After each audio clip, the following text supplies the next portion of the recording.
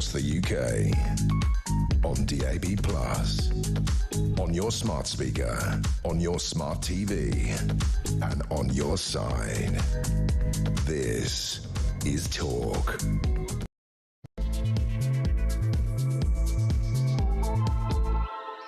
Welcome along. Thank you to Ian Collins. The Housewife's Choice back tomorrow afternoon between 1 and 4. But you have it from now on, ladies and gentlemen. Drive time, Monday to Wednesday on Talk is with an old age pensioner. Yesterday I got my senior rail card. I was told my prescriptions were free. That is it. Not talking about it anymore. Thank you to all the gang in the office, by the way, for the wonderful blow-up Zimmer frame, which says, if you find this old fart, take him back to the grump home. Loads to talk about between now and 7 o'clock. Delighted to have your company as ever. Dave is on the button. Dave is doing the business today. He's looking the part. Baldy boy. 0344 499 1000. The amazing Jodie who blew for Britain this morning and blew up my Zimmer frame. What air she's got in her lungs. 0344 499 1000. If you want to ring the show today, start by saying, you're good at blowing, Jodie. You can do that. You can send a WhatsApp message, 0344 499 1000. Oh, Cameron's just texted. Yes, she is. 0344 499 1000 is our WhatsApp number. And as ever on the show, you can, of course, send us a text. That's what they call them. 87222. Start your message with the word talk. Slightly up for it because I've had a lot of chocolate. We had Colin the Caterpillar. That was very nice. Had a bit of champagne. Still hungover from a weekend of complete debauchery. I have to admit, yesterday morning I said to my wife, who's doing the school run? And we both decided we're both still hungover from the weekend, so the kids had the day off. I know it's not great, but there you go. And if you're listening, President Macron, shove it. Anyway, that is the big news. It's a state visit. We've got a king who says there's no borders. I'm not particularly keen on the French, so I'm probably not going to go down too well in the next 3 hours. I'm sure he's coming here and praising Keir Starmer's willingness to have closer ties. Here's the thing. I don't mean to be rude. We're paying you millions and millions and millions and millions and millions of pounds every year to help us with this unbelievably bad migrant crossing situation, and you have done jack. Absolutely nothing. And I just hope there are politicians, not like Starmer, maybe, I don't know, is anybody going to actually come out and say to this guy, what's our bang for our buck? What are we getting value for money when we see pictures in the Sun newspaper last week of, what are they called? The French soldiers, I mean policemen, what are they called? Notre Dame? I don't know what they're called, gendarmes, whatever. They're driving up and down the beach with a cigarette and a new buggy that we've bought, doing absolutely nothing. Well, there's boats behind them disappearing. The French need to tell us, surely, what they're doing with that money. And if that money is of no use to them and it's not helping us, then we should take it away from them. That's what somebody should say to Macron. 0344 499 1000. Do you think we should stop the cash? Because I do. Shadow Home Secretary Chris Phipps said we paid France 771 million quid and they basically stopped bugger all migrants coming. What's the value? We're skint in this country. Come on, France, play fair. By the way, apparently, he'll be quite pleased. This is how stupid politicians are. Emmanuel Macron dodged a political storm on the first day of his state visit as rough channel waters delayed the arrivals of hundreds of illegal migrants. Why don't we just forget making excuses about the weather's choppy or the weather's sunny and come up with the answer, which is to perhaps spend some of that 771 million, take it back from the French, build a detention centre somewhere in the Orkney Islands or the Falklands, rent out a massive great liner in the channel, pick them up, put on there, process them, and either they come or they go. What's wrong with that? 0344 499 1000. This is bound to send me through the roof. Peter Blexley, the legend, will be here before 5. Criminals in Britain's jails suspending their sentences, getting high and watching daytime TV. Many people would say that watching daytime TV nowadays, you have to be high. That was a bit of a dig, wasn't it? This is the prison's watchdog. A menu of substances including cannabis, cocaine and steroids is on offer. Drones used by criminal gangs are so accurate they can deliver drugs and weapons. Are you listening to this, Ryan? Drugs and weapons as zombie knives directly to specific windows. I mean, for murder, I'm on the 4th floor, room 27. Oh, here it comes. Here's the cocaine. Couple of croissants and the morning paper. What the hell is wrong with this country? 0344 499 1000. Hello to Alison. Now you're 60. Can I turn my hearing aids back on? All you've done is bleat on about your bloody age, and I could not take it anymore, so I had to mute you. At least it's 10 years before you got about being 70, by which time I'll probably be blind and deaf, and frankly, you'll probably be dead. So that's very nice, isn't it? Happy birthday, Alison. Caroline, a belated happy birthday, Jess. Hope you had a super-duper milestone birthday. Best wishes, very kind of you. Who's this? Danny, is that Danny Leake in Staffordshire or Danny in Leake in Staffordshire? Happy belated birthday. Now you can have a Zimmer frame, you can get your PIP claim in now. Absolutely, I did it all. I got my old what's it called, senior rail card yesterday morning, and free prescriptions. Why have I started talking about going to the doctors just because I'm a pensioner? Right, here we go. 7 minutes past. Oh, this is breaking news, very exciting. Very exciting. Emmanuel Macron will soon address Parliament in the Palace of Westminster. Will he speak English? Will he speak French? Does anybody actually care? We'll see. Maybe he's going to say, ladies and gentlemen, I am giving you £771 million back. Everything is OK. Ladies and gentlemen, please welcome... No, he's not ready yet. Listen, let's get our first guest on, a man who knows more about the Palace of Westminster than anybody we know. Former government special advisor, James Price. Good afternoon, old boy. Well, I say old. It's not you, is it? Almost as old as you. Hello, my friend. And I know we're about to talk about an awful lot of depressing, miserable, sad things, because that's the way the world is. And one depressing thing that started today we should kick off is to rest in peace to Norman Tebbit, a great man who loved his country and wouldn't put up with all of this kind of rot. Do you remember when he said, get on your bike and get a job? Chingford in Essex was his constituency, wasn't he? He was a real stalwart for Thatcher. Of course, his wife was badly injured, really badly injured in the Brighton bombing, the hotel bombing, never really recovered, and he gave up politics to care for her.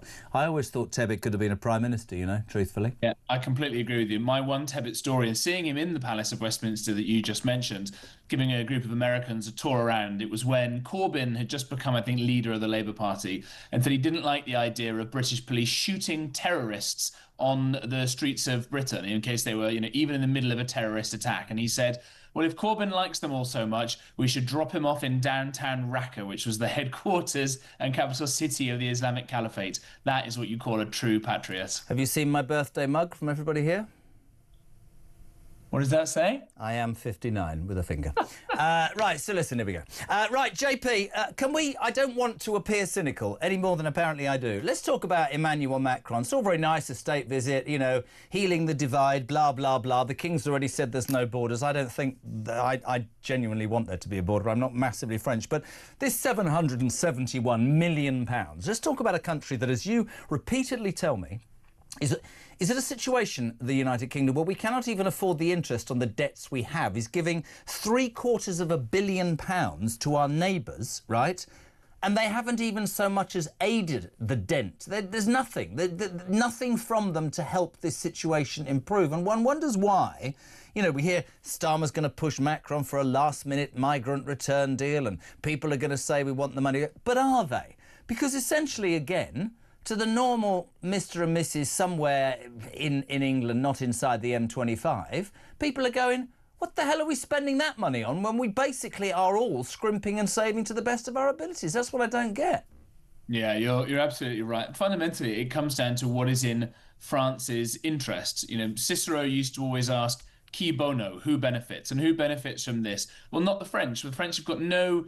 interest in preventing people going from their northern coasts into England. That's great. It means so what idiot decided to give them money then if they knew they weren't going to do it? Who was it, Johnson?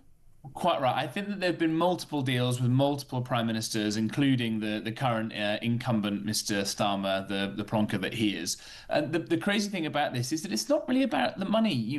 People may have seen the video last week of a burly French policeman wading into the channel, the English channel, of course, as it is. And all he needed to was like a Stanley knife, and he slashed up one of the dinghies that was going, and the thing sunk. No one drowned or anything. It was just off the beach. But that's how piddlingly easy it would be. It'd be so easy to have special forces go and capture and kill a bunch of these guys and put it about that if you put another single boat in the water crossing that will kill you, will send the rest of your family to some horrible detention centre. It'd be very, very easy, very cheap to do this. So why don't we do it? Well, it's as we've discussed before, Jeremy, because the lawyers don't let us do it. And in extreme... The lawyers don't let the will of the British people do it. Oh, my God. They wouldn't even let the Prime Minister do it, right? As Dominic Cummings has pointed out, he's been sat in these meetings, and the Navy and the Special Forces guys tell you, as I've just done, how easy it would be to fix the problem. But then the Cabinet Secretary would, in extremis, instruct the police to arrest a Prime Minister who would command people to go and do the things that needed to be done, because it would break what?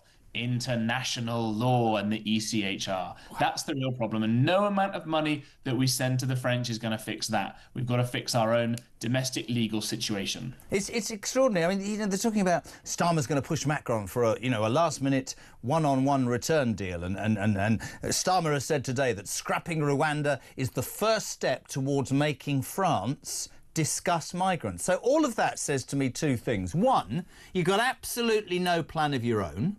We're kowtowing and pussyfooting around the French whilst giving them 750 nearly £1 million a year, right? £250 million. They're laughing at us. If we're getting no bang for our buck, stop the money. And as for these, I mean, honestly, and I'm not advocating, I mean, everyone knows they're voting for reform, but I have to be convinced on many fronts. But what you're saying is a law that was made in whenever it was, 1345, 19, whatever, right? That people still say about the ACTA.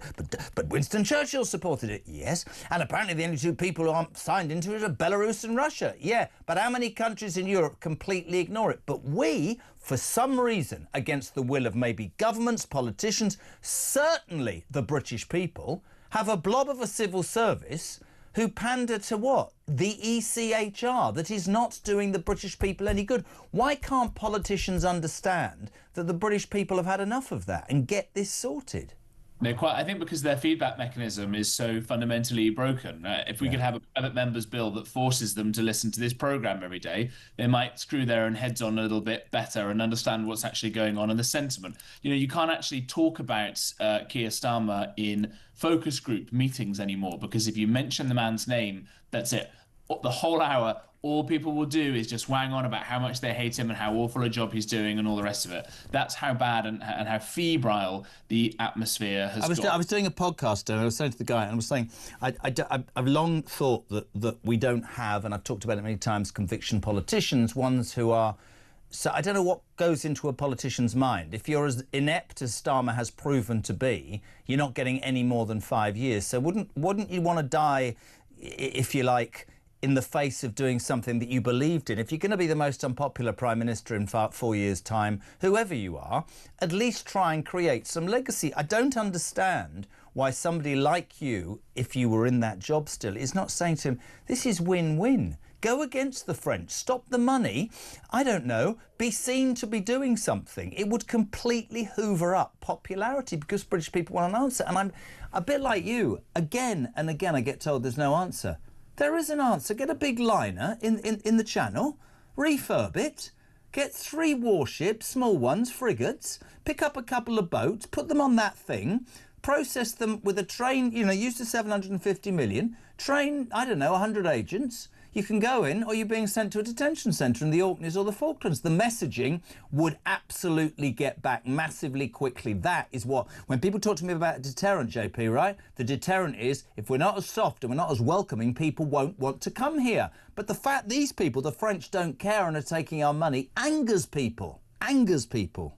Yeah, as well it should. But again, the French are just acting in their own national interest, which is what we should be doing. Everybody goes, they fly off to these fancy conferences in the UN and the EU and the World Health Organization and the World Trade Organization and Davos and the World Bank and the International Monetary Fund and all these sorts of places. And they talk a big game about a brotherhood of nations and a sisterhood of man or whatever it may be. Then they go home and they all just go and work in their own self-interest. It's only Britain that actually pretends like any of this stuff is real, and it's sinking us. We're going to get a great example of how you can create a proper deterrent, not just a deterrent, but a reversal of the problem that we've got over in the United States, because Trump passed what he called, in a way only he could, the one big beautiful bill. And my favorite part of this bill is that it increases the budget for ICE, which is the executive agency, I think it's called Immigration and Customs Enforcement. It currently has a $2 billion annual budget. And the one big beautiful bill is putting that up from $2 to $45 billion. It's going to be bigger than the United States Marine Corps, and it's going to be involved in the practice of deporting the tens of millions of illegal aliens who are currently in the United States who shouldn't be there. We're going to get to see how well that works. We'll get to learn from it. And when a proper government comes in 2028, 29, whether it's reform, whether it's the Conservatives or a coalition of them both, we're going to have a great example from the Americans, and we're going to take our country back from the people who should not be here and are making it that much worse. Completely agree. 0344 344 499 1000. What do you make of what JP just said? The other story that jumps out to me today, Blexley on the way. Love your take. Criminals in Britain's jails are spending most of their sentences getting high and watching daytime telly, which isn't what it was. This is the prison's watchdog. A menu of substances. And imagine this. You wake up in your cell, like I say, and you send a message, and the drone could bring you cannabis, cocaine, steroids, a morning paper, a couple of pain au chocolat from, I don't know, Just Eat or something. I mean, His Majesty's Inspector of Prisons Charlie Taylor says drones used by criminal gangs are so accurate they deliver drugs and weapons such as zombie knives directly to specific windows. At what 3 words is being used by gangs to pinpoint drop-off locations to the nearest 3-yard square? This director of prison said it costs 57 grand a year to keep someone locked up, and many are in their cells for up to 22 hours a day, high on drugs, watching daytime television. What the hell is wrong with us? It's extraordinary, isn't it? I do think this is both a simple and a complicated problem. It's complicated because you've got a lot of prison estate buildings that are totally unfit for purpose. Yep. But the easy thing to do is you could just build some more of them. How much does it cost to build a prison? Well, I think you could do it really, really cheaply. You know, give me a figure. How much would building a prison be? I think you could get it done in the millions, right? Which is so actually, say 100 million, yeah. Well, you could do it for way less if you got the planning permission. All right, so let's just say 75 million, I'll be generous. I can build 10 prisons in this country, right? Get people off the streets who have knives. Get people if I stop the money to France. Yeah, right. Well, exactly. Well, if I was in charge, I'd say that to Macron this afternoon. I'm not giving you money anymore. I'm building 10 prisons, mate. Deal with it. Thatcher did it in 1980 with an emergency prison building programme for Northern Ireland. The Isle of Man did it a couple of years ago. We knocked up a couple of Nightingale hospitals almost. Very right.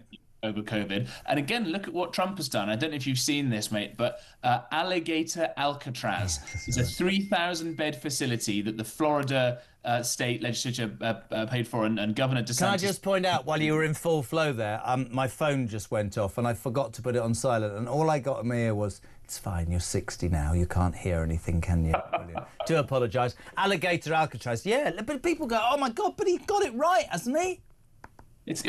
Look, it's kind of weird how we could basically live in a paradise and all you've got to do is deport all the people who shouldn't be here and lock up all the scumbags for a long time. Once you've locked the scumbags up in a proper facility, then I'm all for rehabilitating those who can be rehabilitated, teaching them some skills. You can listen to the sob stories, you can get them off the drugs and make them fit and ready to be proper persons again. But for the rest of us, you lock them all away for a nice long time. We can raise our families, we can build our businesses, we can live our lives in peace without worried about our phones being snatched from our hands or being stabbed in the face by some bloke who's got off a boat 5 minutes ago. We don't do that. Why?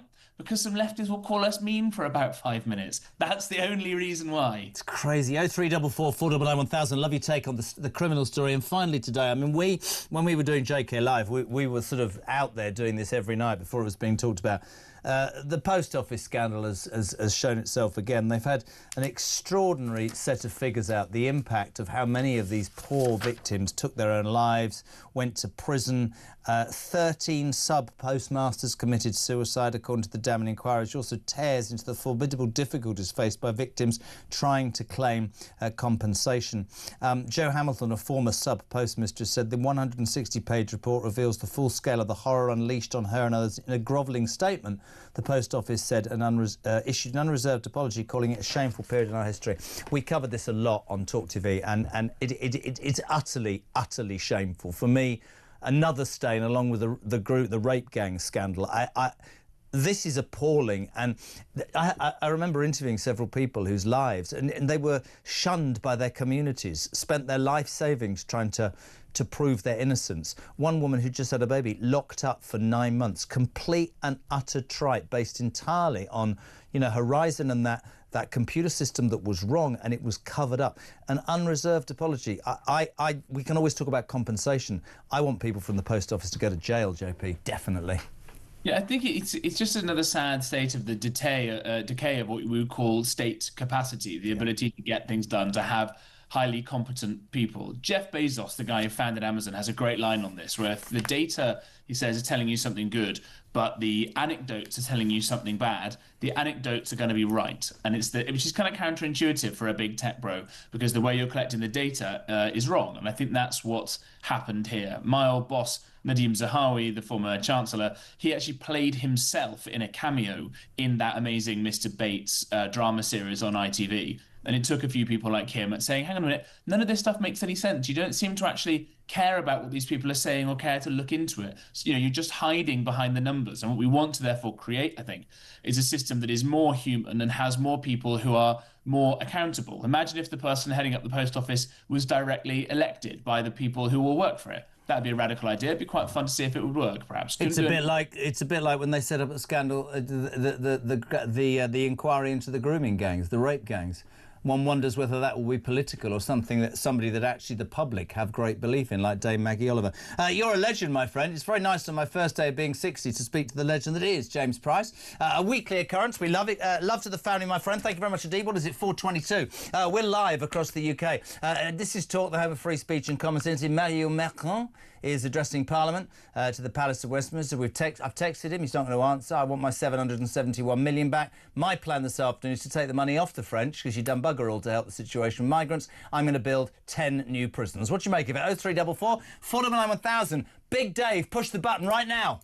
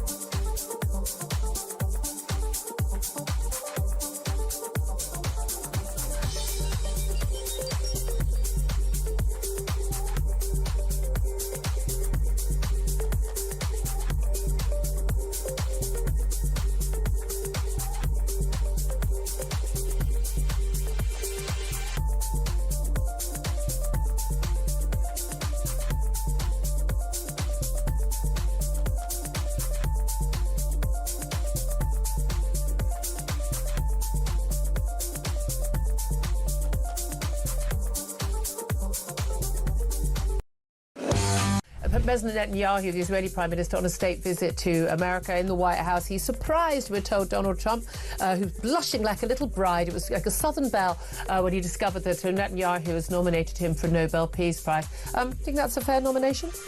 I mean, it tells you how little a nomination makes. Any Pulsar academic, any MP, anyone could nominate for it. If Matt Goodwin was still at a university, he could nominate you. He is at a university. Some breaking news this morning revealed that under the Terrorist Act, 242 people were arrested in the year to June of this year. That's something you can indulge. Across the UK, on DAB+, on your smart speaker, on your smart TV, and on your side. This is Talk. About its drive time, 4:26. I have to tell you this because this is brilliant, right? Jodie was with me, serving me a biscuit while, making sure I didn't dribble it. Literally on my text, during that break, dear Mr. Carl, we have received confirmation from wherever you get confirmation that that you have reached the age of 60 and we'd like to let you know we need to update your records, but from now on prescriptions and eye tests are free. Brilliant. That's great. There's just somebody's taking the mickey out of me. It's just an outrage. 0344 499 1000, text to 87222. Simon Dinge makes a really good point. Macron's about to address the Houses of Parliament. He says, can you imagine if they let that Frenchman do it, but then decline the same offer to Trump? That's interesting. In Sunderland, Matthew, happy 72nd birthday. 1 year closer to your death, but at least technology lets you look great, thanks to the invention of Botox. Lovely. Hello to Roy from Gloucester. He said, I'm sending you some Saga holiday brochures. That's not fair. Tony Sheridan's in Ipswich. Great that you finally reached 60, Jez. Who knew? Just to clarify, you mentioned you're a pensioner. You're not until you get your state pension when you're 67. Alison's in Billericay. Ooh, that's interesting. The reason he won't do it is because he wants a job in one of those international organisations when he's kicked out next year, month or year. That's interesting. She says that the reason that Starmer will not do anything to get rid of the ECHR, which everybody with a brain cell thinks is well past its sell-by date, the reason he won't raise it with Macron or do anything about it is because all of his mates are those left-wing trendy lawyers, and that's the sort of job he wants. What do you make of that? 0344 499 1000, text to 87222. Delighted to be joined now by the deputy political editor from The Sun. Ping goes the sign on my What's It, Ryan Saby. Good afternoon. How are you? Good afternoon, Jeremy. All well. Good man. So I have to be very balanced here, although I do struggle with it, because I'm not particularly keen on the French. Can you explain to me, as a man with political nous, what we get? What politician thought it made sense to give the French £771 million, says the Shadow Home Secretary Chris Phipp, basically in return for absolutely nothing? They've done nothing to dent the situation with migration. Why don't we spend that money? Crazy idea I just came up with. I reckon I could build a prison for £75 million. There's 10 extra new prisons in the United Kingdom. In the next 3 years, we can house a few more criminals. Why can't we do that? Yeah, it seems an absolutely staggering amount of money, £750 million that's been spent. But this was not just spent by this government. This goes back 2 or 3 years. Rishi Sunak was the one who initiated this. And what have we actually seen for it? Not very much. We've seen in the last few days a few French police officers or border force officials over there on the beach sort of stabbing those dinghies and those inflatables. They've stopped a few, but the vast majority have got through. We're at 20,000 this year alone, 45,000 since the general election last year. And it just makes a mockery of the whole thing. Taxpayers are spending a lot of money, £750 million. Look what that could do, as you just say, to the asylum system in this country. Building prisons is another issue with the criminal justice system in such a mess. The health service, all these kind of things, that money could have gone on. And it seems like it's going to waste, frankly. I just don't understand it. I mean, listen, that I'm not surprised it was Sunak. Sunak tried to do everything at the last minute. His timing was appalling. But if you are skint as we are and you can't afford the interest on your debts, to give away £750 million, returning nothing. And somebody made a point, James Price just then, the French are just looking after themselves. If somebody offered me £750 million for doing absolutely jack, I'd probably take it. But we have priorities in this country, and that's where I think this government and governments before are missing the point, and people are really, really tiring, I think, of the fact. I mean, I read something. He's dodged a political storm, Macron, on his first day of his state visit as rough Channel waters delayed today's arrival of hundreds of illegal migrants. That doesn't scratch the surface. 20,000, you say, and an absolute lack of planning or even more than this, a desire. We were talking about the ECHR then. Somebody just texted us and said, of course, Starmer won't leave the ECHR because when he's kicked out of office, he wants a job with one of his left-wing lawyering organisations. Maybe that's true, but there doesn't seem a will, Ryan. That's what I don't get, a will to make a change and find an answer here amongst the political elite. Yeah, I think the only reason that you've seen action from the French police and the border officials over there is because Emmanuel Macron knew that he's coming over here in the coming days, and that's the only reason they seem to have acted. Now, I think if the United Kingdom, and again, whether this is under the previous government or this government, if they really, really wanted to take action, they should have put their foot down and said, we, British cops, British border officials will go over there and man those beaches. They will be patrolling those waters, walking up and down those beaches and actually stopping them. But at the moment, it doesn't seem that any government of either stripe has actually got a grip on this. It's one thing saying, oh, we can go in their patrol book rooms and have a look at the CCTV, maybe control a drone here or there. But actually, you've got to be working in conjunction with them every single step of the way. But to me also, it's very... To me, the other thing is, Ryan, and I completely agree with you, I don't think there's a lack, I don't think there's a desire to do it. Whether there's a plan or not, there doesn't seem to be a political will. Here's the thing that really, really sort of makes me rage every day about this. They talk about plans, they talk about deterrence, they talk about Rwanda. The biggest deterrent, you've just said it. Nobody wants to stay in France because in France, whether people like this or not, you get a tent on a beach. Everybody wants to come to England, not because, as the wet liberals tell me to my face, oh, that's because we're a nice nation and we should do that and they've got family here and no, no, no, no, no. It's because we are too soft, the pull is too great and we do too much, which, and here's my big point, might be fine when you're flush, might be fine when you're a leading nation in the world, but we're not. We're skint.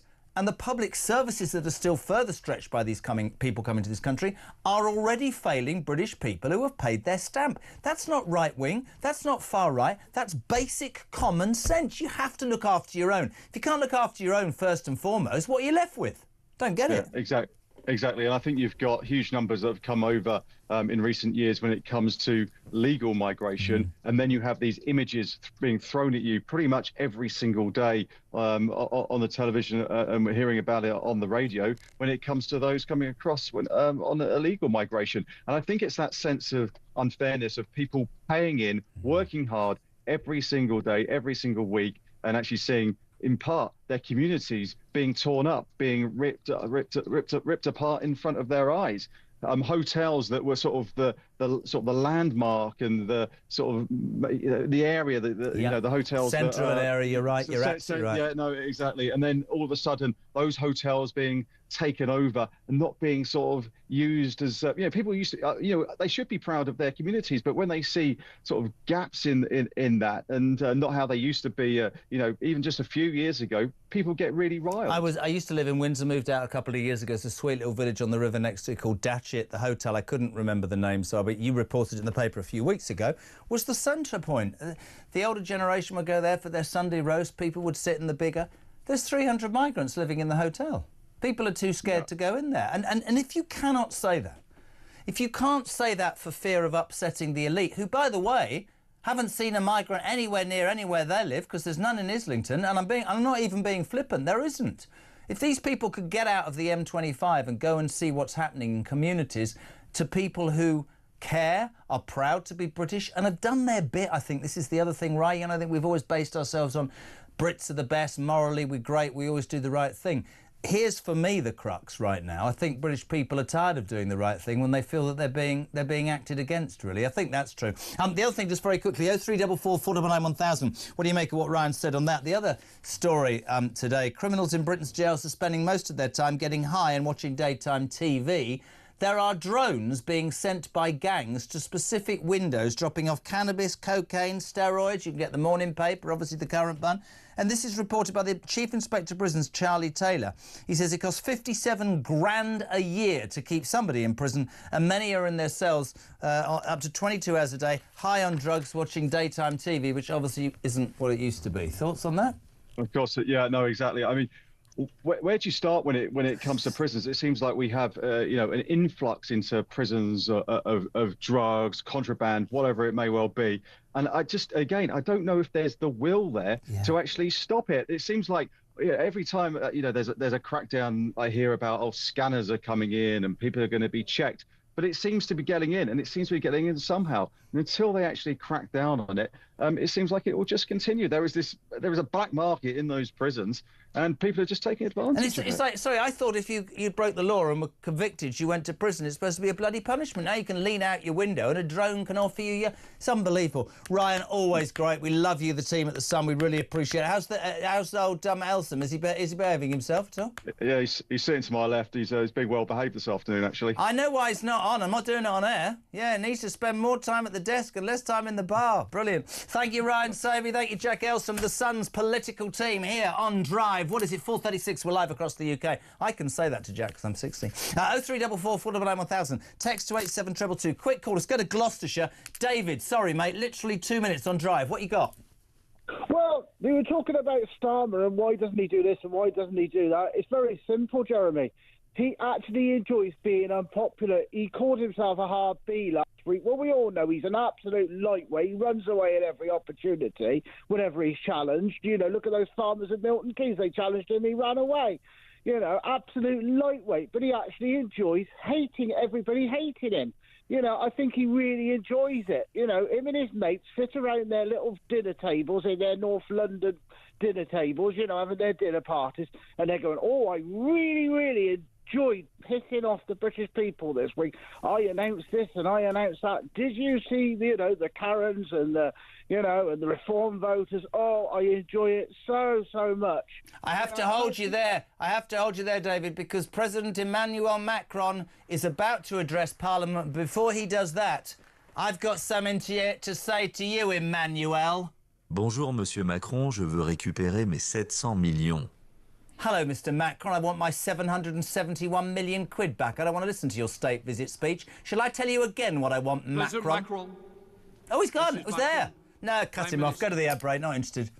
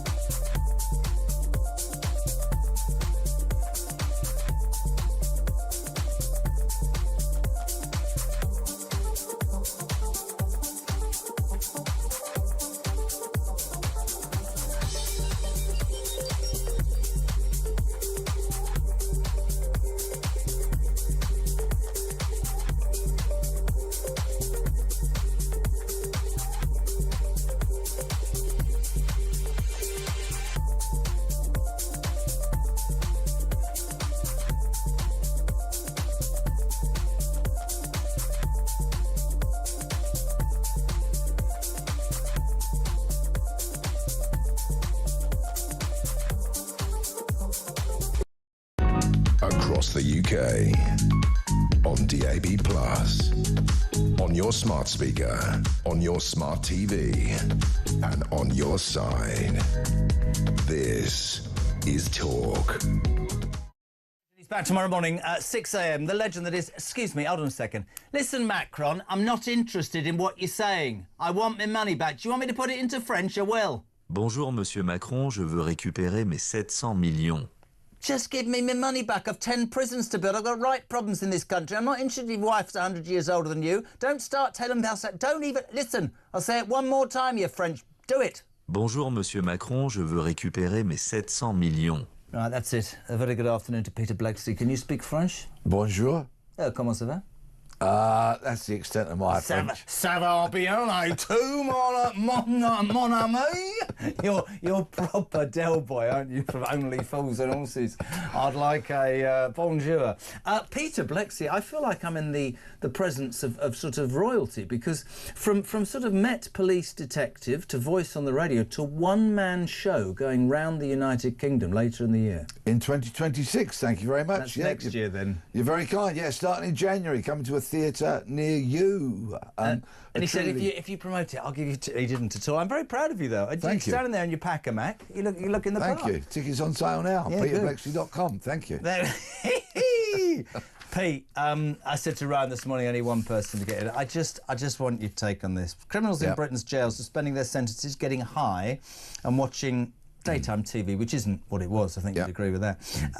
This is the prison's watchdog. His Majesty's Chief Inspector of Prisons, Charlie Taylor, says that drones used by criminal gangs are so accurate now that they can deliver drugs and weapons, such as zombie knives, directly to prisons' windows. There's an app being used by gangs to pinpoint drop-off locations to the nearest 3-yard square. Mr. Taylor says, you'd know this, it costs 57 grand a year to keep someone locked up, and most are in their cells, high on drugs, watching daytime TV. Now, the lefties would say that's because they're locked up in their cells for 22 hours a day and there's no space, blah, blah, blah. We should rehabilitate them. What do you say? Well, there's a number of factors at play here. First and foremost, just to reiterate, this comes from the man paid for by the government to inspect our prisons. He knows what he's talking about. This is the absolute, unshakable truth about the state of our prisons, where there were 7 murders last year, where there are hundreds of assaults on staff every year, some of them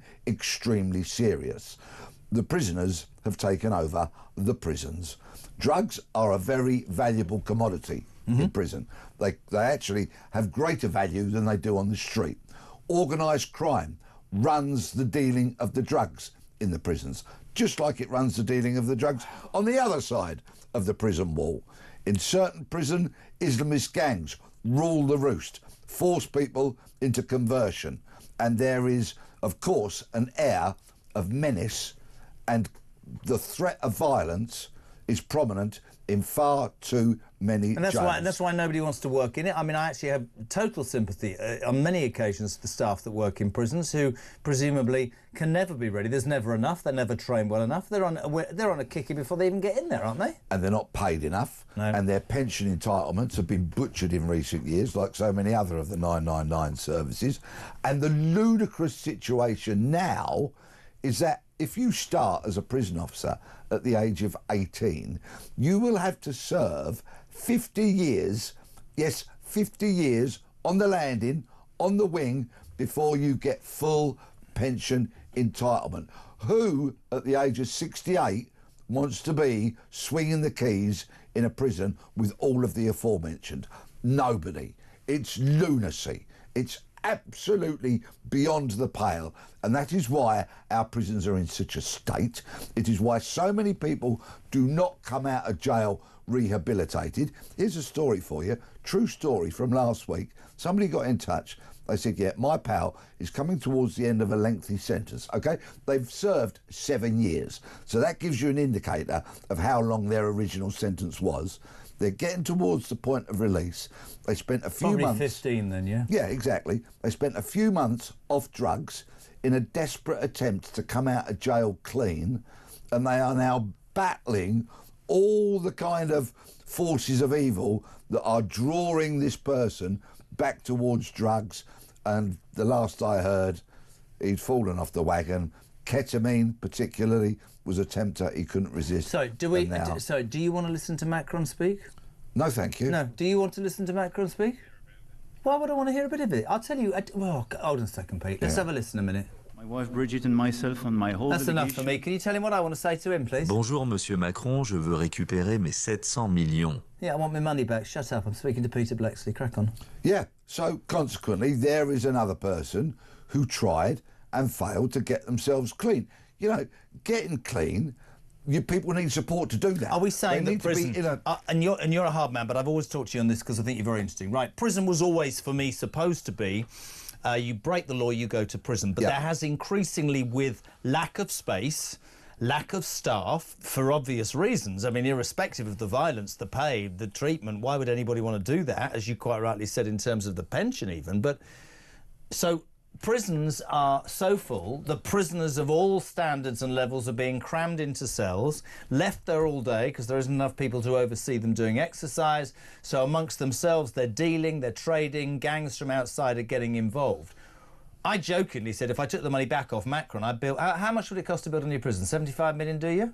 750 mil, I reckon I could knock prisons. one together, yeah. No, 10 prisons for that, 75 million for a prison. No, they're rather expensive. Oh, really? But, yeah. Pricey thought, all right, well... I'm no expert. All right, well, I'm going to say front, five then. I'm going to fight five prisons, right? Yeah. We've got this situation where foreign criminals are also in our prisons, which is yes, although about 12% of the prison population. How frightening is that? Yeah. Although there was, of course, space in the prisons when Starmer arrested all those far-right thugs. Yeah. But my point is this. What is the answer? Because I won't go the other way to, oh, we should be, you know, saying there, it'll be all right. But if prison doesn't make you better, in all seriousness, if prison in this way means you're sitting watching daytime TV and smoking crack, that's no good for anybody, is it? It's pointless spending 57 grand a year on some as well be outside smoking crack and committing more crime. I don't know how long I've got, so I'm going to be rapid with You've got as long as you want. This is your show. I have a plan for prison reform. Give it to me. Some people are going to balk, but this is my plan. Abolish all sentences less than 4 years.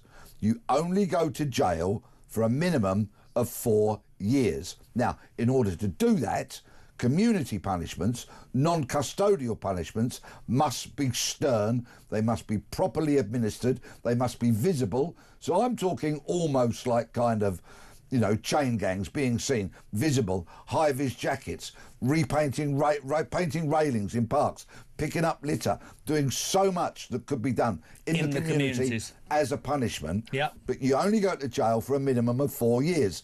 In the first year, that is all about compliance. You comply with the regime. In the second year, you apply and, if successful, go on the educational or vocational plan, which will see you, at the end of 4 years, leave with a qualification. You will also be clean because the disciplines will be run, the prisons will be run with absolute discipline. There won't be drugs. There won't be drug dealers. And quite simply, there's not going to be any of this get 15 years and serve half nonsense. None at all. You may earn some remission, but there will be no immediate entitlement to half off or a third off or 2/3 off. You can kiss goodbye to all of that. And what will very quickly enter the British psyche when people say, for example, it's a Friday night, a team of builders have been working all week, they're getting paid in the pub, and there they are, Steve and Terry, having a few pints, and Terry decides to have a third pint foolishly, or a fourth pint foolishly. It'll enter in a British psyche, because his mates will say, is that pint worth 4 years? Is it worth 4 years? Don't be a mug. Stop it, walk home. Right? The whole 4 year thing will enter into the psyche. Persistent shoplifters that are stealing every day of the week. None of this community resolution, none of that nonsense. 4 years. 1 year to comply, 3 years to get clean, train, or be educated. Completely revamp the system. I've got to go to a break, but I think if you're listening, Nigel Farage, there's your next Justice Secretary. I think you're spot on. What do you make of what Peter Blacktish just said? 0344 499 1000. If you want to listen to Macron, go to Westminster. Back in 3.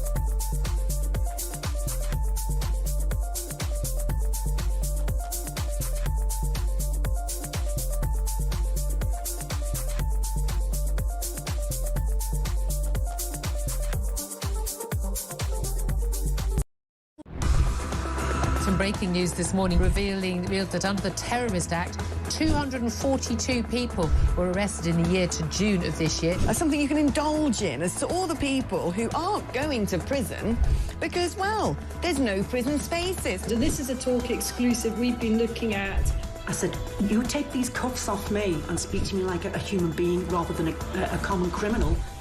You're just left wondering, does these people who lead us actually hate Britain? Yeah. Do they not love our country and everything that we've stood for?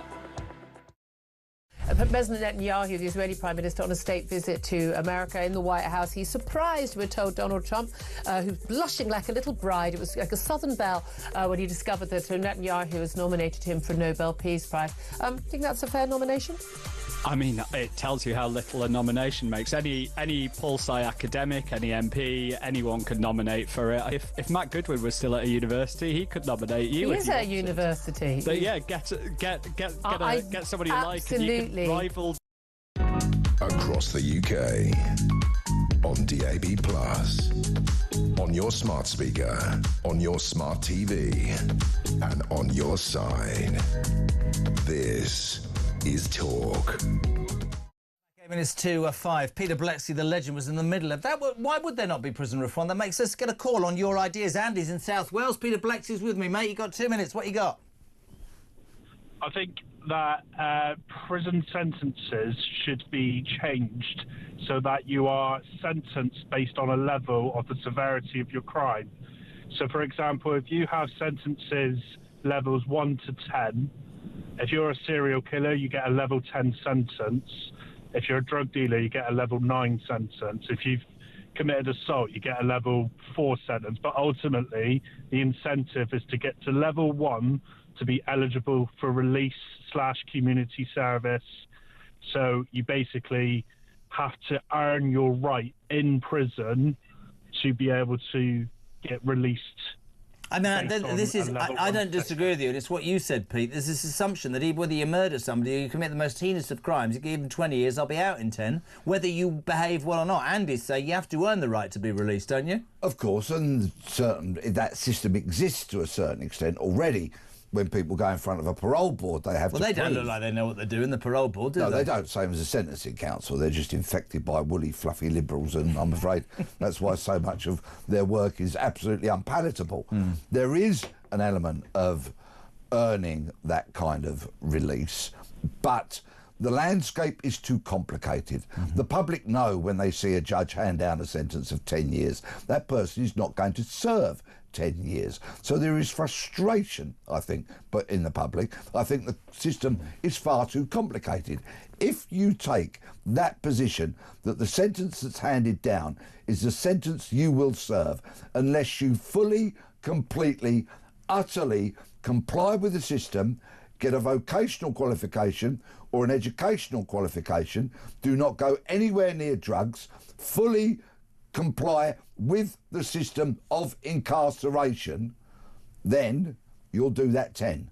Other than that, incentivise it. Completely. 0344 499 1000. Very quickly, Macron is addressing the Parliament. I don't want to hear. Somebody said, I don't want to hear from Macron. Other people say they do. What's your take on Macron? And we're giving them £750 million a year, the French, doing absolutely nothing about migration. Come on, we got a Stanley knife for £700 million because I saw a French police officer slash that boat with it. Of course he did it because he knew Macron was coming over for a visit. The most expensive Stanley knife in the history of mankind. 700 million quid. Let's go to north to Newcastle. Karen, how are you, sweet? Peter Blexley's here. 2 minutes. What you got? Welcome to the 60-plus club. Jeremy, I was 61 on the 3rd of July, so there you go. It's not that bad. And hello to Peter. Can we get Peter back in the police force, please, and for these muppets? He's too old to be in the police. He's too old to be in the police force, but I'll tell you something. Doesn't he talk sense? Doesn't he talk sense? Anyway, I don't think that Macron is going to do anything about this one in, one out. I honestly think that he's only saying this while he's over here for the state visit. Once he's back, it'll be exactly the same. He'll join up with he's already in with the EU, so the EU is obviously going to block this, and Macron will block it as well. I couldn't agree more. Why do you think it's worth 750 million quid, what they don't do for us, the French? Oh, God, no. I agree with you, Jeremy. I think that what they should do is they should stop paying the French and build these prisons with the money that we're handing over to the French. Completely agree. Obviously, they're not going to take them back. The Rwanda deal's gone, which was a stupid idea because at least it was a deterrent. Now there's no deterrent there. I think it's very simple, a deterrent. I'll say it until, even if people disagree with me. Thank you, Kaz. The deterrent for me, Pete, is very simple. Stop making us such a soft touch. Stop rolling over and wiping your backside. All this stuff about, you've got to go to England because we've got family. No, you're not. No. Well, there's a war. There isn't a war in France. No, I'm bringing my wife and kids. No, you're not. You're on your own. The reason you come in here is because you know you can disappear because our system's broken or doesn't even work, get into society and earn money without paying tax and without NI and send it back and bring your family. It's a joke. I think that's half the issue, that we are far too attractive to would-be migrants. For me, the deterrent is switch the taps off. There's a strand of the Blexleys that live in America. Oh, a strand. Can you imagine? I'll just rock up in America on a boat or maybe in the back of a lorry and say, there's some Blexleys here, so I claim my right to live here. Can you imagine how quickly I'd be incarcerated? Can you imagine if you got on a plane tonight to go to America to have a heart operation if you wanted one, then you sort of stayed for a couple of months and then you came back to England and you didn't have to pay the bill? Or you get a student visa and you decide not to go back after that. Because you're not 64, you're actually 18, aren't you? You look 18, so you'll be able to stay. Likewise, or you get a work visa of some description and you bring your dependents over, and what happens is your granddad from Ghana and your nana from Nigeria come over, who will never work and contribute anything to the economy, will be a drain on the NHS, and so it goes. Honestly, I could not agree more. Thoughts on this legend, by the way, 0344 499 1000. We're in the middle of Macron's state visit. I'll tell you what I'll do, I'll be fair to you. If you want to hear what he says after 5, text me now, yes or no. Do you want to listen to Macron? Yes. 87222. If you don't want to listen to him, 87222. Blexley, before you go, you legend, one man I mean, this is impressive, Ryan. I mean, this man's got how many dates are you doing? 105 throughout the UK. He's going to earn £1,000. £10 a night he's getting. How big are they? Are you nervous about that? I'm very much looking forward to it. I'm sure I'll be nervous every evening before I go on stage. But a little bit of nerves is good. Do you want me to help? Is there anything I can do? Not at all, is there? Nothing? I think I'll be fine, thank you. But thank you for your generous offer. You want me to be your warm-up man? Or no, I'd just like you to come. I'd like you to spread the word and get as many people to buy tickets free as possibly. Publicity. Always for you, PB. The legend that is Peter Blexley talking about that story in the papers today, that prisoners are spending days just sitting in their cell getting drugs delivered by drones and watching daytime television. Macron's in the middle of his address to Parliament. Do you want to hear from him, mate? 722. Yes or no? It's up to you. The news at 5 is on the way. And, of course, if you want to get your call on, because there's loads of you lining up, 0344 499 1000 is the only number you need.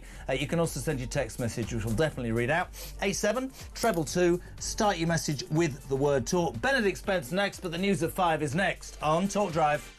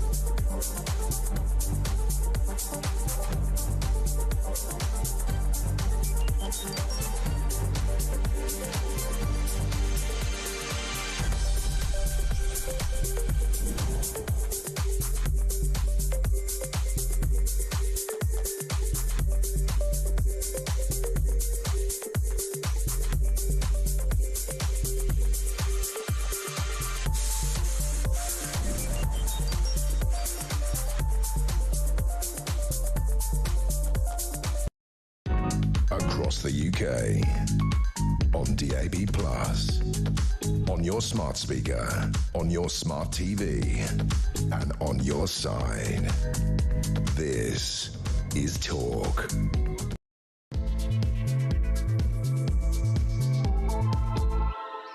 Said about Drive on Talk, the home of free speech and common sense. It's down to you, the 11 viewers, listeners that I have, and I'm very grateful for your response. Emmanuel Macron has arrived today with his wife Brigitte. You can come in, Joe. He's in the middle of a state visit where apparently we're hoping that our politician, Sir Keir Starmer, would approach him and say, "Oi, mate, listen, we're giving you 771." That's a nice noise. 700. That wasn't her. That was the door. It wasn't a part of Jodie's anatomy. 771 million quid, right, a year, to apparently take part in helping us stopping the boats. Absolutely nothing being done. Some sort of... Did you see it at the weekend? A couple of soldiers ran in, or policemen, and jabbed a boat which sort of went in the water, just at the like that. And 4 got out and ran back onto the sea. This is it. This is all showboating. 770 million quid, right, a year. We're giving the... Suggested by Sunak, by the way, carried on by Starmer. It could have been stopped by anybody. We're getting nothing for it. Apparently Starmer is going to push Macron for a last-minute migrant return deal. No, he won't. Nobody will do anything about it. The French are getting 750 million quid for doing absolutely jack, and we're too scared to do something about it. We're watching, if you're watching online, Lindsay Hall looks like he's about to fall asleep. Macron, I asked if you wanted to listen to what Macron was saying. No. Nobody, it seems. Carol Parker, Karen, Michael, Craig Brown, Stork, Linda from the Toon, Gary Bolden, no, Howard Klein, no, blimey. Paul in Belfast, Mary, Caroline, Jenny, no. It's getting embarrassing now. There's no wheeze. There's no weeing, no wheeze. It's all not. Nobody wants to listen to Macron. But you do agree with me. Oi, Emmanuel. Right, listen to me, son. Stop talking. I'll tell you what I want. Bonjour, Monsieur Macron. Je veux récupérer mes 700 millions. I want my 771 million quid back. That's the way it should be. Which got me thinking, because, well, it didn't get me thinking. It got Ryan thinking, because he likes to feel that he's creative. Very tall and creative. What would be worse... Oh dear. What would be worse than listening to Emmanuel Macron's speech? What would be worse? Obviously listening to me. Emmanuel Macron, what's worse than listening to him speak? 87222. Start your message with the word talk. We say a very good afternoon to a man who brings a degree of panache and quality to an otherwise bawdry mess that is the Jeremy Kyle Drive Time Show. A very good afternoon to Lord Spence of Benedict. How are you, Benedict? I'm well, thank you, Jeremy. Many happy returns, by the way. Yeah, old git. Did you see this? You'll love this, B. You'll absolutely love this. If you're not watching online, you won't be able to see this. But that, my friend, is a student rail card. I mean, a senior student. Jesus, got that wrong. A senior rail card, my friend. I do like visual cues on radio. It really works well, doesn't it? I'll give you another visual cue. Go for it. Aha. That's the mug saying I am 59 with the finger. Benedict Spence, let's start with this state visit. I only joke. I mean, obviously, there are our oldest allies who have always been there for us. No. There are oldest allies who give us value for money. No. Emmanuel Macron and his wife arrived today. And many people, quite rightly, watched the introduction of William and Catherine welcoming Keir Starmer. He's now addressing Parliament, pontificating about Gaza and the Middle East, and not really addressing because nobody will have the balls to front him out. £771 million, Chris Phipps says we've paid in the last year to stop a few migrants on land and absolutely none at sea. I don't mean to be rude to Sunak or anybody who instigated this, but you've taken many occasions to tell me the same thing. With that skint, we can't even afford the interest on the money that we owe. What the hell are we doing giving France £750+ million, £750 million, Benedict, to do absolutely jack when you could use that money to build 5 prisons, just out of interest? You could build prisons with it. You could employ border force officials with it. You could have even given it to a small African country, and who knows, maybe they'd have taken some of these people. I do find it very amusing that we were told by all and sundry, oh no, the Rwanda scheme is a complete waste of money. But the idea of giving France money to do even less than what the Rwandans were promising to do, no, that's just sensible. That's absolutely fine. Honestly, they're laughing at us, aren't they, bud? Of course they are. Of course they are. And every time something goes wrong like this, every time we go, oh, this is a disaster, please help, they shrug and go, but the Brexit, it makes things very difficult. And, honestly... What was that? What was that? That was a French accent. That was me doing a French accent. Fantastic, me old son. That was. Have you been to France? I've had to drive through it on my way to places I'd rather be before. Yes. Yes, I have to drive through it on the way to the chateau in the middle of the vineyard. If one wishes to go to the Amalfi Coast, sometimes France is in the way. Yeah, that's true. If you want to go to those better places. I find it. I think like so many things at the moment. I think because we are in a situation in this country where so many people are struggling, the lefties would say, well, not like you are if you're in the middle of an not like you are in the middle of an earthquake in the wherever. But the fact is, the British people are struggling. And when they hear about that, you can't see a doctor, you can't see a dentist, we can't give you this, we can't give you that. We're going to give it to migrants. And by the way, we're going to give France 750 million quid that would go a long way to dealing with a lot of problems. But that's the way that we are. Doesn't make sense, does it? Doesn't make sense at all. None of this makes sense. We're under no obligation to take in all and sundry from around the world, utilising laws that were drawn up in the aftermath of the First and Second World Wars for dispossessed European populations who were only ever going to be moved on temporary bases. This idea that we need to take everybody from all around the world permanently, and we need to stick them up in accommodation, and we need to pay for them to get all the things that we do as well. And of course, as you point out rightly, whilst we're not able to afford to give these things to our own people, whilst we have no economic growth, again, because the same people who sit there and go, oh, borders, that's just a construct, they're not real, you should let everybody in, whether or not they actually want to be British or whether or not they want to sponge, those are the same people that also sit there and go, oh, growth, that's optional. But you know what's absolutely important is not using electricity in case, I don't know, the sky falls in or something like that. Apparently, Macron running this country. Breaking news on Talk. Breaking news. Emmanuel Macron has just said, we will make tangible... Oh, that's Starmer. We will make tangible results on migration. What does that mean? We'll make tangible results. What does that exactly mean? And I'd also like to point out that this is an unconfirmed report.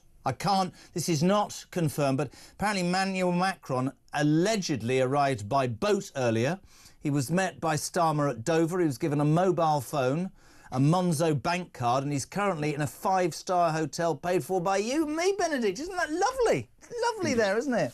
You can just imagine him getting there going, oh, what is this? I expected a lot better. And Starmer going, well, this is all we can afford right now. We extend it to all of our most important guests. What does that mean, though, mate? Seriously, we will make tangible results on migration. What does that mean? If you're France, it means we will make a profit on taking money from you to do not very much except send our migrants onto you. That's what France is saying. We will make tangible progress on this, and we're sat and they're going, oh yes, that sounds great. Nobody's actually going to sort of dive into the details of what it involves. Again, the only way you will stop this is if you have mechanisms that mean that there isn't an incentive to come. For as long as there is an incentive to come, for as long as we continue the insane policies that we have when people already get to this country, of giving them all of these things, of letting them in, for as long as those things exist and there are not mechanisms to arrest people, as you say, to build prisons, to arrest them, because the first thing they do when they enter the country is break the law, and to deport them straight away. Until that's in place, it doesn't matter how many deals you strike with France or Albania to process their applications or whatever, they're going to keep taking their chances. They're going to keep coming because they know, odds are, once they're here, they'll get to stay here. It's interesting, this from Rob in Newcastle. I'll read this to you, Benedict. He says, it just shows you how out of touch Starmer is. Probably the most disliked leader of a country, apart from Putin, is undoubtedly Macron. He is making a joke of everyone in this country and smiling as he does it. They want rid and we bend over and oblige by offering free loads of stuff the French would never give. That all equates, of course, to an all-singing, dancing state visit. It's like watching a carry-on film. We look stupider again and again on the bloody world stage. He's right, isn't he? Well, yes, Macron is very unpopular. Even his wife takes a swing at him every now and then. You know, that's how well he's going down on that side of the channel. But I think she was telling him off because he hadn't done his homework. I could be wrong. It could be. It could be one of those things. All those years later, she suddenly just remembered, hang on a second, there's an assignment you didn't fulfill. Yes, she is. You didn't do that dissertation on what makes a good politician. I don't think it's going to go away. On a serious note, many things now that we cover on this station, that you see on other news stations that haven't been talked about. You know, the mainstream media wouldn't talk about this. Oh, you can't criticise our greatest ally. Our greatest ally, apparently, I don't think it's France. France has always been very selfish. I get the people who will say to you, they're only doing what we should be doing, but we're not soft. Maybe they're getting 750 million out of us and we should be the same, but I think we're stuck. I think the United Kingdom is stuck still in this. We have to apologise for the past. We have to be seen as the morally greatest in the world.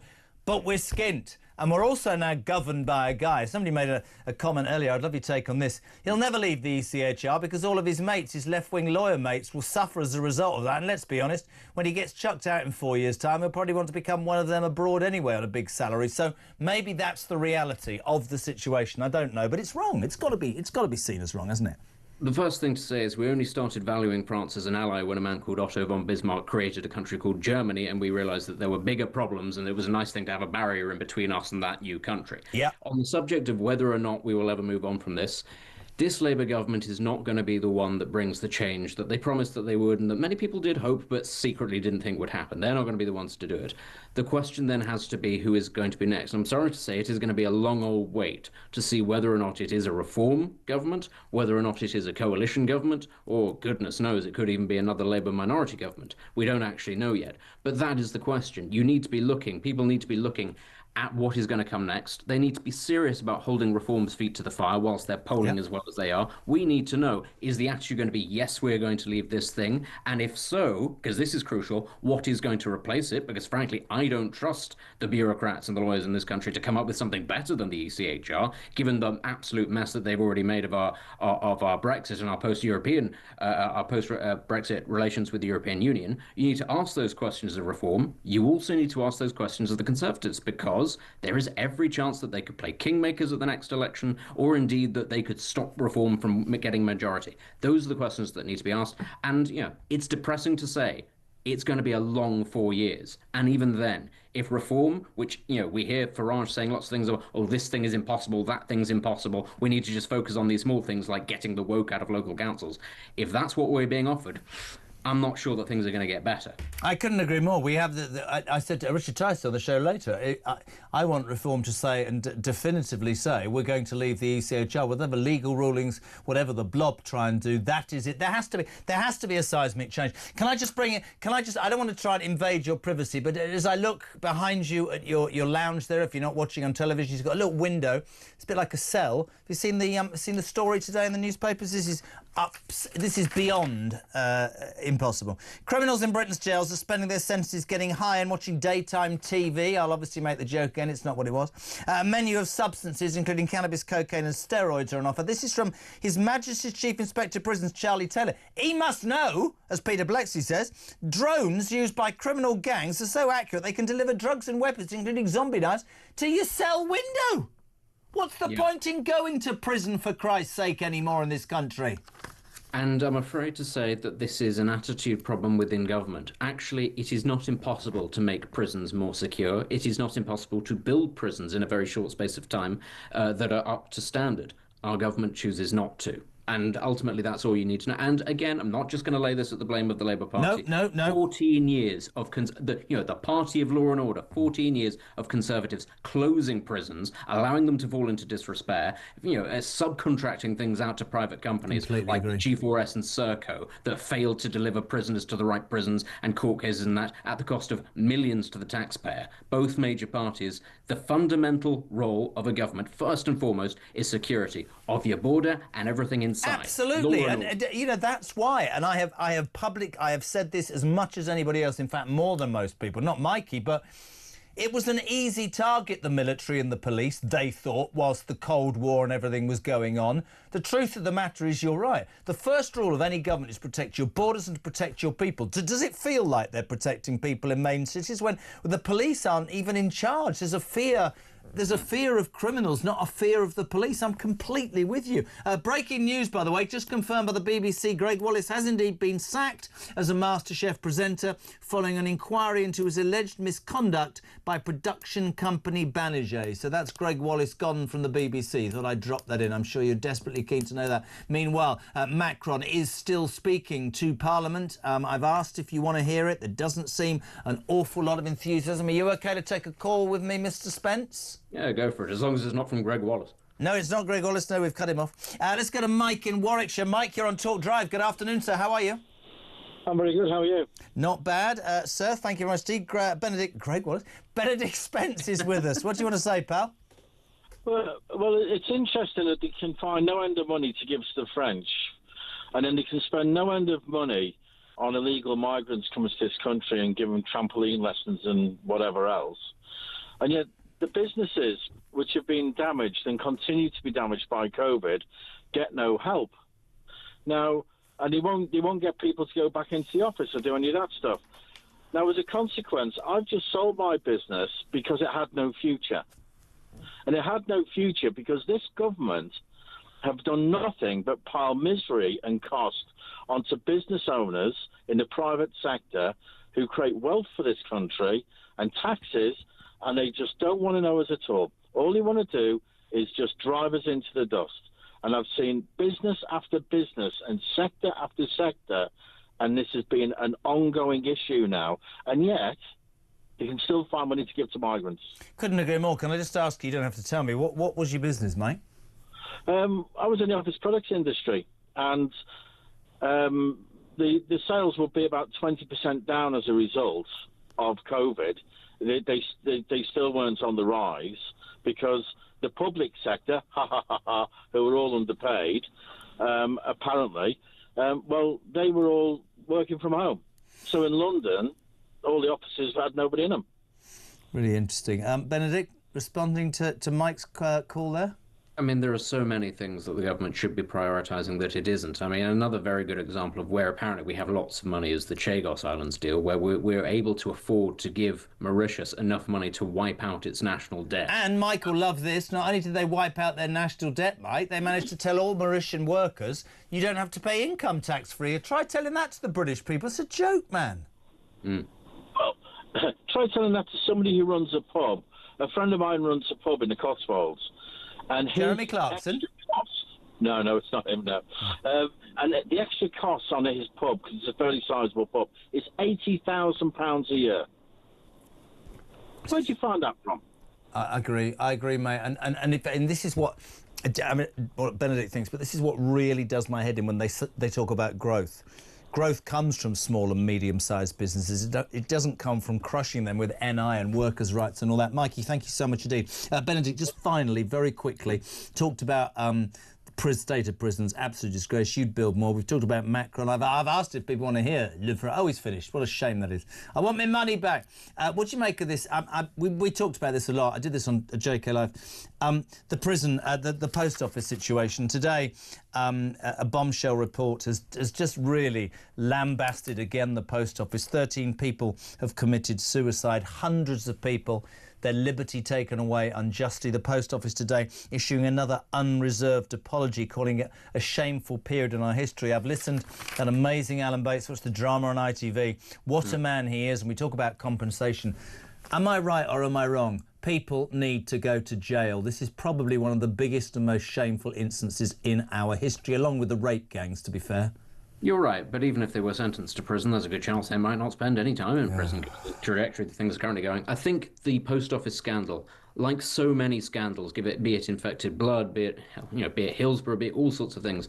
What Britain does is we have scandals, we have appalling things that happen. They happen slowly over a period of time. Not enough people speak up. And then when they are discovered, first and foremost, you have the attempts at the cover-up. Then you have the foot dragging. Then you have the inquiry. And then you have the platitudes about lessons will be learned. And two things end up happening. Lessons, A, are never learned. And B, the people that are wronged never really get any justice. Because the sheer length of time that it takes to get from point A to point B in this country is appalling. And I'm afraid to say this is just one in a number of scandals that we've had, and trust me, there are other scandals that will come out in the woodwork, and the same thing will happen. God, it's great to live here, isn't it? It's great to be proud of being British and to look forward to each and every day. Could live in the countryside. It would be much nicer out there. Are you off grey shooting later? What are you doing this afternoon? Walking the dog? It's not really the season for that yet, is it? Completely put me into my place. Thank you very much indeed. Lord Spence of Benedictum. 0344 499 1000 is my telephone number. Text to 87222. Very quickly, because there's loads of them. Alison in Billericay. Tangible means we're getting more of them. Macron said, I'm going to deal with the situation tangibly with migrants. So apparently, according according to her. Captain John is in Lydney. I don't know I don't know why he calls himself Captain John. He says, I understand the King has just said that there are no borders between the UK and France. Does that then mean that we can now tow the migrant boats back to the French beaches as there's no border? That's an interesting point. Karen, belated happy birthday. What would be worse than hearing Macron speaking, hearing Starmer speaking? Lord above, we're bloody doomed. She's in 5. Talk, worse listening to Starmer, both idiots, says Mike. Listening to Keir Starmer is worse, says Matt in Grimsby. I need a wee. I'll be back in 3, says Becca. Yeah, I do, thanks.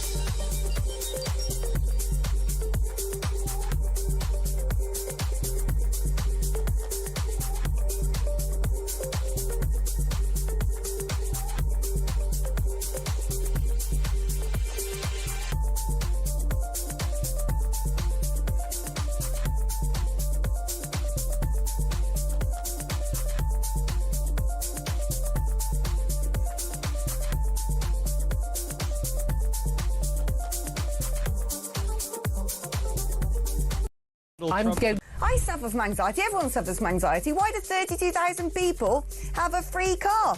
This one, constipation. Now, I can understand you might need to get somewhere quickly if you have the reverse of that particular syndrome. You might not want to be hanging around and waiting at a bus stop if you've got to hot-foot it to a bathroom. But if you've got constipation, it doesn't seem as much of a pressing concern. Depressive disorder, elbow disorders, obesity. If you're obese, I recommend you start walking a bit more.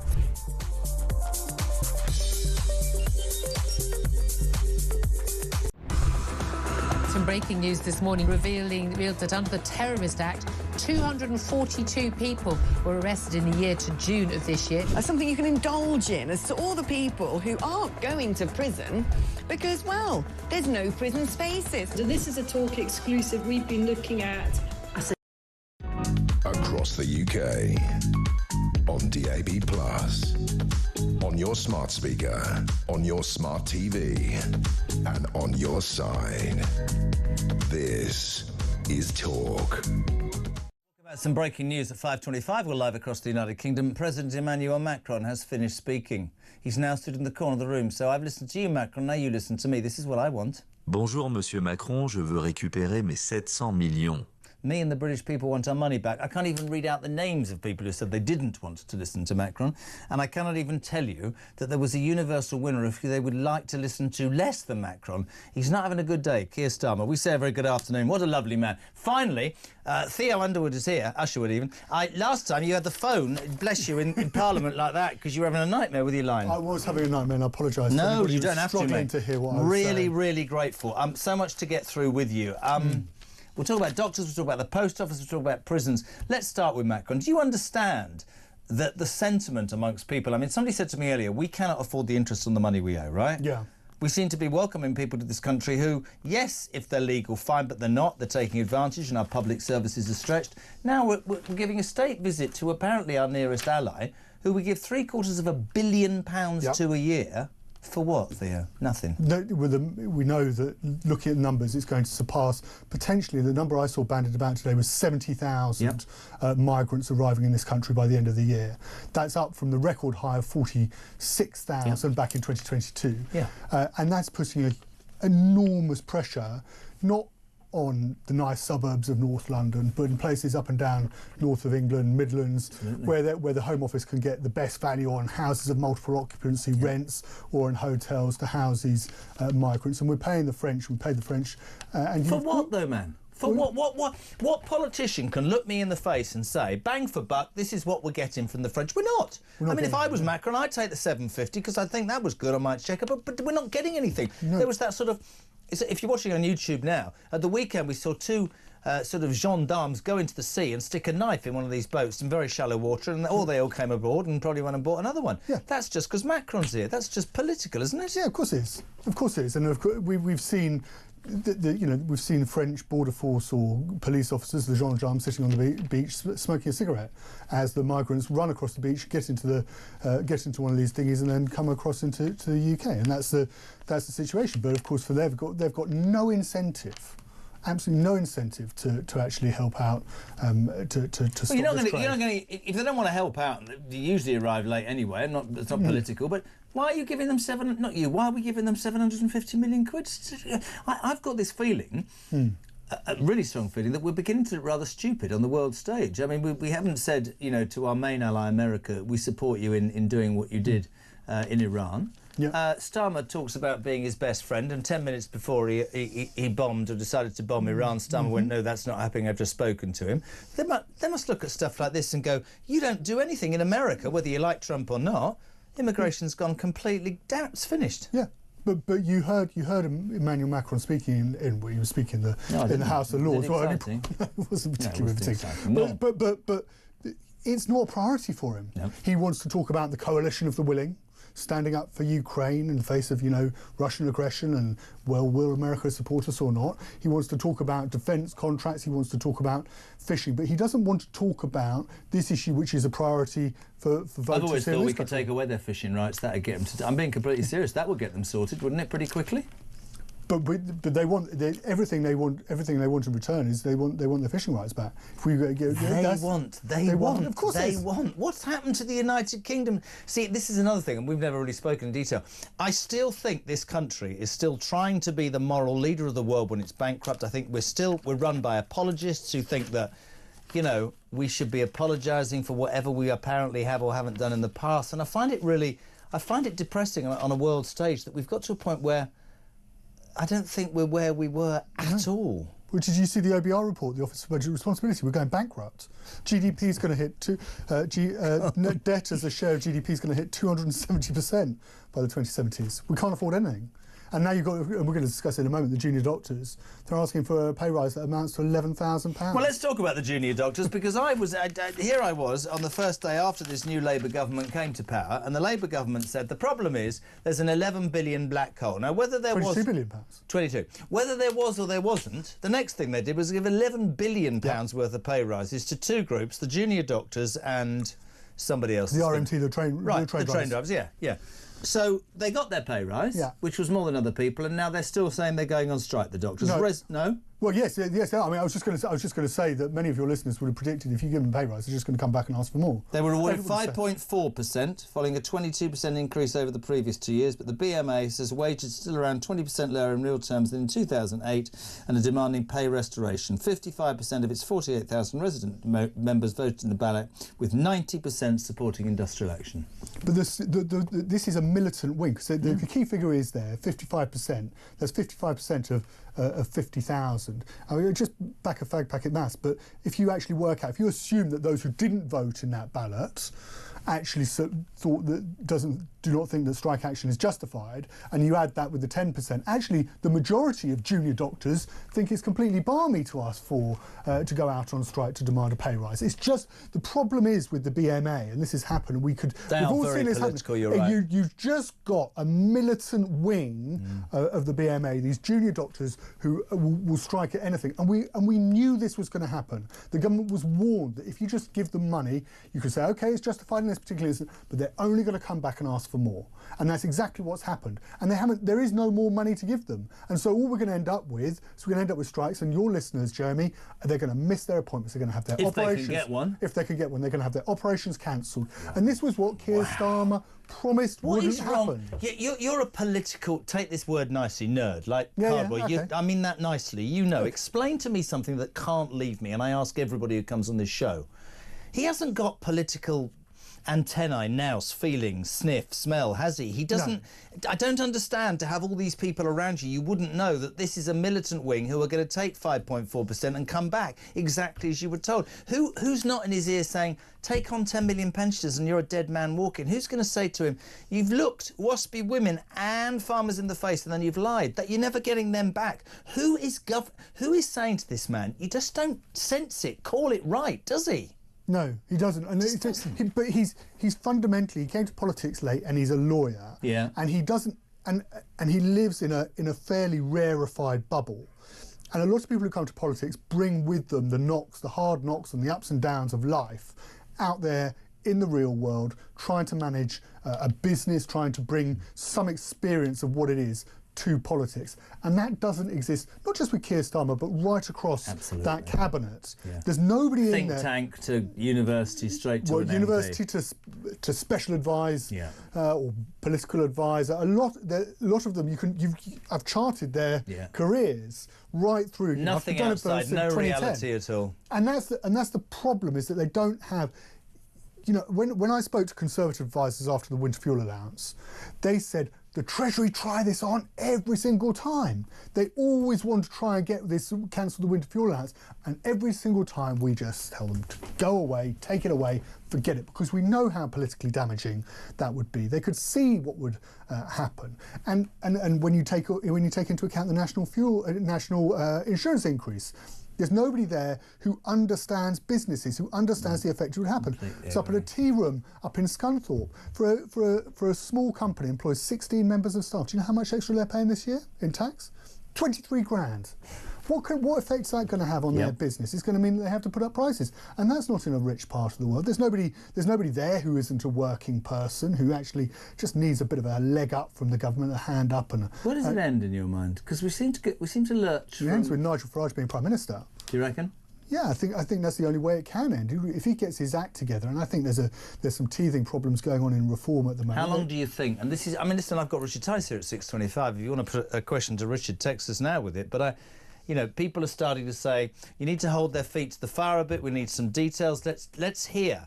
Are they going to take on all comers about the ECHR, all the legal challenges and the blob? Are they going to say we're going to turn the boats round? I think you're right. I think he's in a I voted for reform. I voted Tory all my life and just felt so let down. I wouldn't have listened to them for me £1 million, right? But it's Nigel Farage's to lose, but he has to provide a bit of meat on the bone, doesn't he? He does, and he needs to. And there was an interesting announcement he had where he said he was going a couple of weeks ago, where he said he wanted to go into the city and recruit the real expertise. And if he can start to bring in people around him, much the same way that actually Donald Trump has done with his administration, bringing in real expertise from business, from all walks of life, then he's got a chance. But of course, we have a parliamentary system in this country, so it's a little bit different. But if he can get the right advisors in to actually change this country for the better and set out a vision as to why this country will be better, because it is... Vision, absolutely. Honesty, a vision, conviction, plan. Vote for me. If the plan works, you'll be with me. We'll have good days and bad days. If it goes wrong, I'm not in the job. But to me, Theo, too many politicians, I say it like broadcasters, right? The way broadcasting's changed. I always say to people, so many broadcasters, in my mind, are so scared of losing their job, they forget to do their job. And I would say exactly the same to politicians. But if you know you've got 5 years and you want some sort of legacy, at least try, because you're probably going to fail at the end of the day anyway, but at least have a go. Just one other thing, really great to hear you on that. This appalling story about prisons having the time of their lives. Have you heard this story today? Yeah. And drones, it's where it's going. So you can you're in prison for doing whatever, something violently wrong. You get on a WhatsApp call on your mobile phone when you're sat there, and you can get some cocaine delivered through your window bars by drone from a criminal gang. What is wrong with us? They haven't got the technology. I was astounded because I used the word. Do you have the What 3 Words app? Do I, mate? I can't even answer an email. So I've got the what You're three telling words. me that you get drugs delivered No, to your drink. what I usually do, where I've used it actually, is when there's driving down the motorway. Yeah. With my little boy in the car, we're driving down the motorway, and there's a fire. Yes. Covering the smoke's covering the. So, and I'm like, where am I? Am I on the north, the counterclockwise, the clockwise? I don't know where I am. I look at my phone and I see the app with the what three words, and then you can say to the fire brigade when you ring them up the 3 words, and then they can pinpoint exactly where the fire is. So it's a great app. But obviously the criminals have cottoned onto this and realised how fantastic it is, because where do you drop the drugs? And they're using this app to pinpoint. It works with a 3 metres squared to their exact cell, program it in and drop the drugs in. But it's getting scarier, of course, because of course knives. But also they're going to get to the point where these drones are going to get so big and so technologically advanced that they're probably going to be able to lift the lags out of prison, over the walls. Sorry, I must live. I feel like, even Dave's looking at me, I feel like I live in a parallel universe. I'm stupidly sorry and wrong, but I thought the whole point of going to prison was that you're incarcerated because you broke the law. Not that you can watch daytime television and be high on drugs that are delivered to you personally by a drone, for Christ's sake. But the staff are so inexperienced. You've got the gangs running the prisons. They're the ones who are in charge. You got a son, right? Yeah.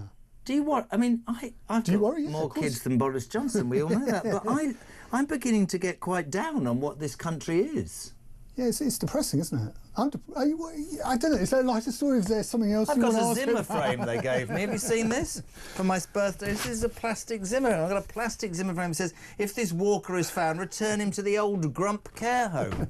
If I get there, there'll probably be no water, no electricity, no food. It'll be full of migrants, and it's a nightmare. It's not great. Well, that was a very happy... Sorry, you've been no. Come back, we love you. Theo Usherwood there, political commentator on Talk Drive, 22 minutes to 6, back in 3.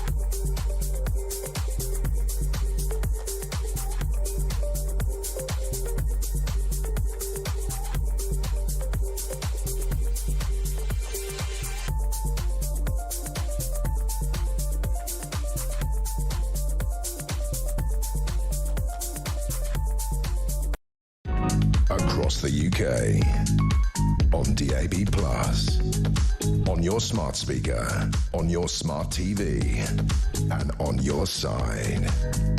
This is Talk.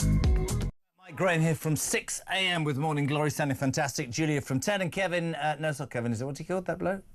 Oh, yes, Vicky's boyfriend. Ian Collins here, I'm joking. From 1 o'clock. Illegal migrants, doctor strikes, Macron state visit, the NHS shambles, housing debacle, mobility fiasco. It feels like we're living in a tinderbox, says Becca. Lorraine, good afternoon. This odious little man, oh dear, she's talking about me, no, Macron, has just outlined Labour's manifesto for the next 4 years. Listening to him spewing that diatribe was vomit-inducing. Oh, she didn't seem very keen. Richard, it's a good job you had what? Oh, I see. It's a good job you have ad breaks every 5 minutes. Now you're 60, you want a wee every 15. Richard's on the Costa del Sol. Hope it's raining. Happy birthday, dears. Remember, now you are 60. These are the rules. Never walk past a toilet, never waste an erection. Oh, hello. Never waste an... Yeah, and never trust her. Yes, thank you, Steve. Christine Williams, just take a look. Just took a quick look at Macron's speech. He lost me at irregular migration. I don't want to listen to him. I don't like him. Carol Parker, I want to hear what Macron's saying. Karen, I don't want to listen to him. All right, you all don't. Michael, I don't want to listen to Macron. Craig Brown, well, you don't have to. Stork, I know you don't have to.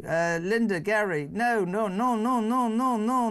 Brilliant. No. Come on, this is getting boring now. I know you don't want to. Right, Jez, 30 years ago, I used to be a law and order campaigner. Prison should be the last resort, and people could rot therein until such time as they agreed to a strict regime of rehabilitation. They would need to prove they are no longer posing a threat to society. We need to be like Singapore to eradicate crime entirely. That's from Tad Davidson in Cambridgeshire. Jezza, there are nightclub and gym owners who have been prosecuted and even had their premises closed down because customers have been caught dealing drugs in them. But apparently in our prisons, which should be the most secure buildings in the country, inmates can order drugs to be delivered to the cell as easily as you and I can order a pizza and a fizzy drink, and there appears to be no consequences from the governors or the minister responsible for prisons. Could not agree with you more. Nathan's in Weymouth. Peter is spot on with his 4-year sentence plan. I work in prisons for 10 years. You cannot do anything with prisoners on short sentences. Make short sentences. Repay society. 80 minutes to 6. 0344 499 1000. Let's head to Cambridgeshire. Chris, you're on Talk Drive. Good evening. Couple of minutes. What you got? Well, simple, Jeremy.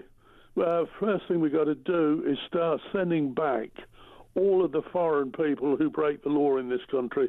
Oh, no, I'm sorry, I'm going to pretend to be a left-wing human rights lawyer now. No, you can't possibly do that because they didn't... No. You can't do that, my friend, because they didn't commit the crime in their home country. They committed it here, and their human rights say they have to serve their time here. Stick with human rights, young man. What about our human rights? No, sorry, they're not important, you odious little Englishman. You've just got to pay your taxes to make sure these people get off. Judges that think that's a good idea. What?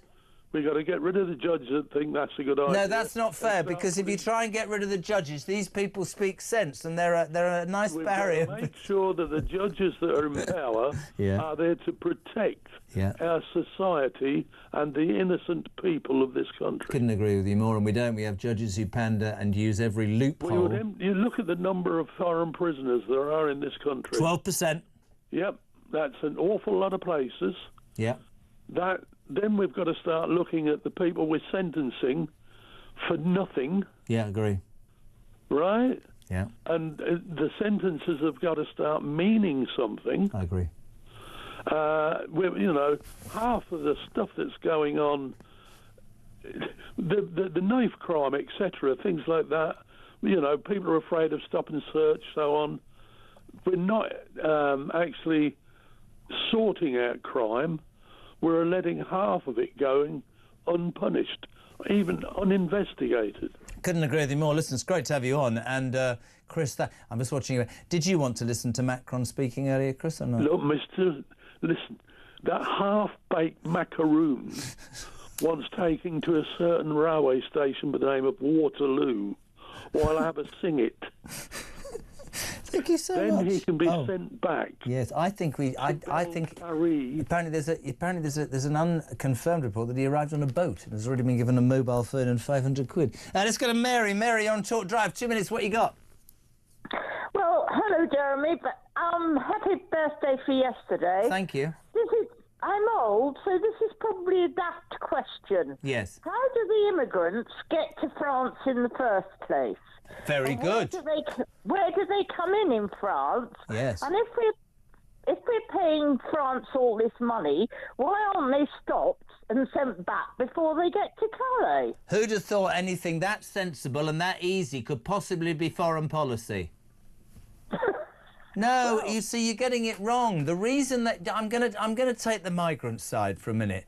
Where you're so unfair, Mary... I'm joking, by the way, Mary. This is role-playing. The reason you're so wrong, Mary, is these poor people are escaping war-torn countries.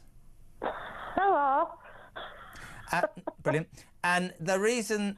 No, let's just be absolutely honest. They're not escaping war-torn countries, the majority of them. They're economic migrants. They leave their wives and kids. They come here, and you make a really salient point. Why do they not stay in the first country that they get to that doesn't have bombs raining down their head? Because Good old Blighty will give them the best deal. And the reason they don't stay in France is because they give them a 10 to nothing else. Here, we wipe their backsides. And my point is always, Mary, right? Not trying to be contentious, actually.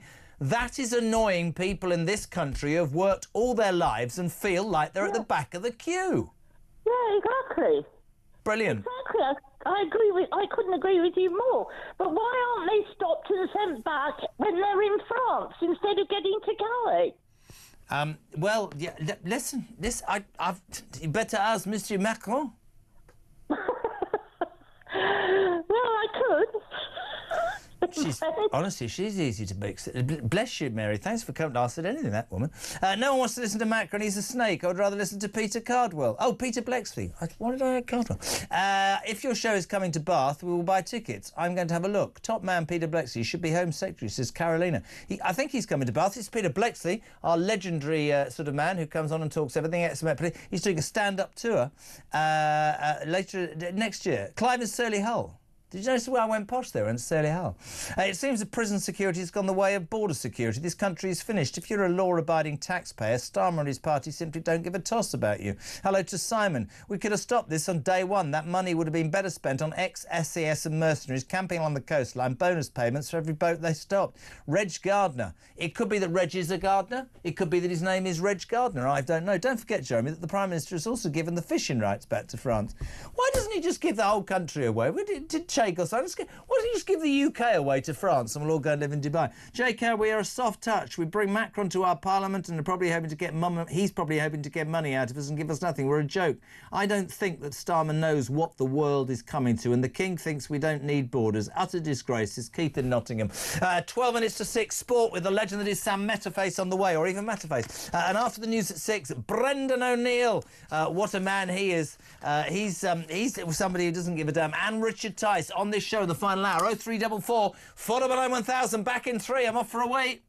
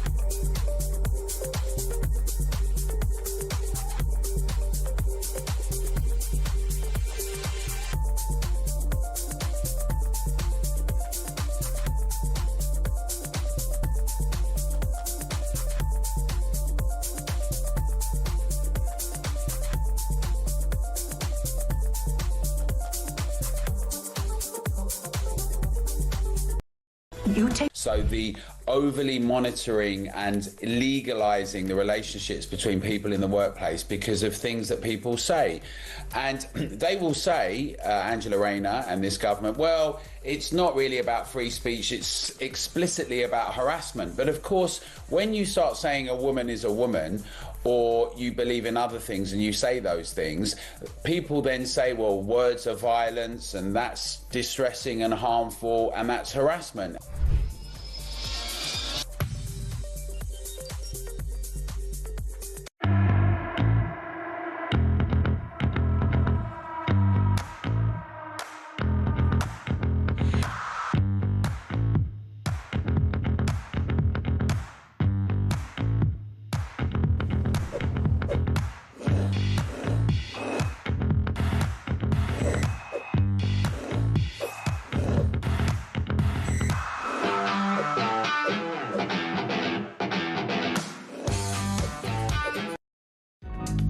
across the UK. On DAB+, on your smart speaker, on your smart TV, and on your side. This is Talk. Sam Matterface of Sport, and just a tick. I wish you could hear Ryan, who is drier than a bag of sawdust in the breaks. He's just said to me, and I quote, something about the French. I said, I've got a joke for you. Everything in France is slow, I said, Ryan. I went to a restaurant there recently, ordered the snails, and they took ages to come. Doesn't smile and then goes, I got food poisoning in France once and it was so bad that my wife had to put a nappy on me so I didn't do myself on the Eurostar. Brilliant. Push the sports button, please. Sport Summary on Talk. Here's a man who definitely hasn't made a mess on the Eurostar. He's a legend. I mean, this is like having royalty on the sport. Sam Matterface, how are you? I'm fine, thank you. Happy birthday for yesterday. Thank you very much indeed. Also, I'll give you another Ryan thing. Cameron Norrie, the last remaining Brit in Wimbledon, is currently being battered by Alcaraz, or Alcatraz as I call him, Mr. Raducanu. Ryan said, if he wins Norrie from here, I'll come in the studio naked. So I hope Alcatraz batters him, because I know, shocking. Sammy, you're out there for the Euros. The female, what was all that about? They lost their opening game, defending champions. All that joy, they're in trouble, aren't they? Well, they are in trouble. That means they have to win tomorrow against the Netherlands, really, in order to sort of give themselves a great chance of going through to the knockout stages of the competition. Look, they didn't play well on Saturday night, the Lionesses. They came in with a game plan that didn't quite work. France allowed them to have the ball. They bullied them in midfield, and they've got brilliant wing players, France, and those wingers did damage against Lucy Bronze at right back and Jess Carter at left back. They took their chances, and they were in cruise control. And actually, the scoreline, which ended up being 2-1, and there was a late flurry of England attacks, didn't really reflect the game. And if France had thrown that away from that position, you would have been pretty disappointed, because France were the better team for the 85 minutes of that game before the final flourish from England. It's a big job. They've got to beat the Netherlands, who beat Wales on Saturday. I was at that game on Saturday, and the Netherlands were very good. Could have scored more than the 3 that they did against the Welsh, who themselves take on France tomorrow in what is going to be a daunting task. I've just noticed that Germany were losing to Denmark, which is an odd result if that stays as it is, and Germany themselves guilty of missing chances when I saw them on Friday night. Yep. So look, there's a lot going on, but England want to be part of it going forward, and so do Wales. I think England have got a better chance of doing that, but look, it's an uphill battle. Listen, they'll have to get better as they go on. We wish them the best of luck with that. Obviously, I haven't spoken to you since that appalling news about Diogo Jota dying on the way to the ferry, because I've been told that he couldn't travel. There's been some stuff today, apparently. He was driving, they're talking about speeding. Liverpool players returning to training after his death, though. It's sort of... It jolted everybody. So young, just married, a great summer, wins the Nations League, wins the Premier League, gone at 28. Awful. I have to say, when I found out about it, I was here in St Gallen actually last Thursday, and I was absolutely rocked and shaken by it, and I felt a little bit stunned and pushed off kilter by the whole thing. And I know from then talking to a lot of other football supporters, football people, that they all felt exactly the same way. Listen, he was a fantastic footballer. He was a brilliant finisher. I think one of the best finishers in the Premier League in terms of, you know, his ability to squeeze goals in from very tight angles and very few shots. He played a remarkable part in Liverpool's success over the last season. And I know that he was very, very popular in the dressing room. And one quick glance over Andy Robertson's Instagram message in the days that followed tells you how warm he was, how proud he was to be a Liverpool player, how delighted he was to sort of assimilate into British culture. The most British foreigner I've played with, said Andy Robertson. Look, they've gone back to training today. They're obviously deep in grief. It's going to be very, very difficult for them to get over this situation. And that Liverpool have announced in the last couple of hours that they're going to immortalise the number 20 shirt, which is poignant because not only was it Diogo Jota's number, it was the 20th title that Liverpool had won in this country at the end of last season. He was a big part of that. Listen, good words on that. Lionesses we've talked about. A few transfer rumours. Well, not rumours. Newcastle agree a fee for Anthony Elanga. If I was Manchester United, I'd kick him myself. I think it's a great signing. Jamie Vardy to Manchester United transfer truth. One of 3 strikers offered to Ruben Amorim. That's extraordinary. Well, I think what's clear is that Manchester United are in the market for a senior goal-getter, someone who can take the burden off of Rasmus Højlund and Joshua Zirkzee, two players who clearly had their troubles last season, Højlund in particular. They have got their hands on Matthias Cunha, who will certainly add to the supply chain, and they are hopeful that they're going to secure a deal for Bayern Mbeumo, although they were hopeful that that was going to be concluded last week, and it still hasn't been sorted yet. So, look, whether there's T's to be crossed and I's to be dotted on that, I'm not entirely sure, but they haven't got much more money to play with. So I think an experienced option, someone like Vardy, Callum Wilson, something like that, are going to be the players that they are linked with. Whether they end up with one of those is a different matter entirely, but that's the kind of character, not necessarily 100% sure on the fitness, I don't know how fit Jamie is, that's the kind of character that they're going to need in that dressing room next season. Is Dominic Calvert-Lewin, I'll make a prediction. We'll go to another one. I think he'll go to Newcastle to back up Isaac.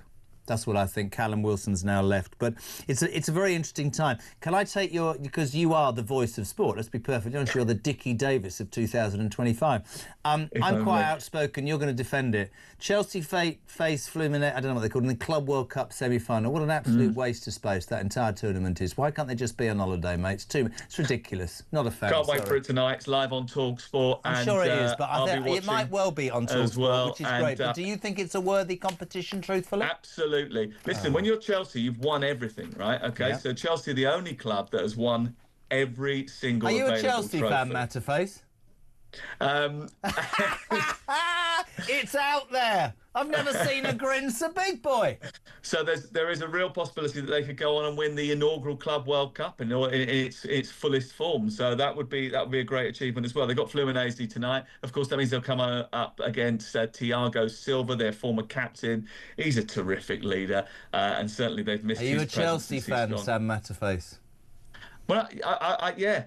Oh, hold on, the signal's going there. We can't quite reach Sammy. Listen, mate, you're a legend. We love it. Live tonight, of course, on talkSport. Also, the Lionesses tomorrow. That crucial clash in Euro 25 against the Netherlands, all on talkSport. Sam Matterface, thank you very much indeed. The Chelsea fan, live and exclusive on Drive Time. It's almost 6 o'clock. If you want to be on, you know the score by now, surely. 0344 499 1000 is the telephone number. You can send a what? Where's the voice notes today saying, Ryan, mate? Oh, no, that'd be Jodie. 0344 499 1000. We've got Brendan O'Neill, Chief Political Writer in Spite. We've got Richard Tice, Deputy Leader of Reform UK. More on what's in the Sun newspaper tomorrow. Your hour is down to you. Make a call, right? Do it now. Whatever you want to talk about, I don't care. Hello to Nikki Hewitt. Says, I've left England for Spain. Thank the Lord, your country's gone to... Yes. 0344 499 1000. That's the telephone number. Text messages as ever. 87222. Start your message with the word talk. While you do that, we'll do the news at 6. It's next on...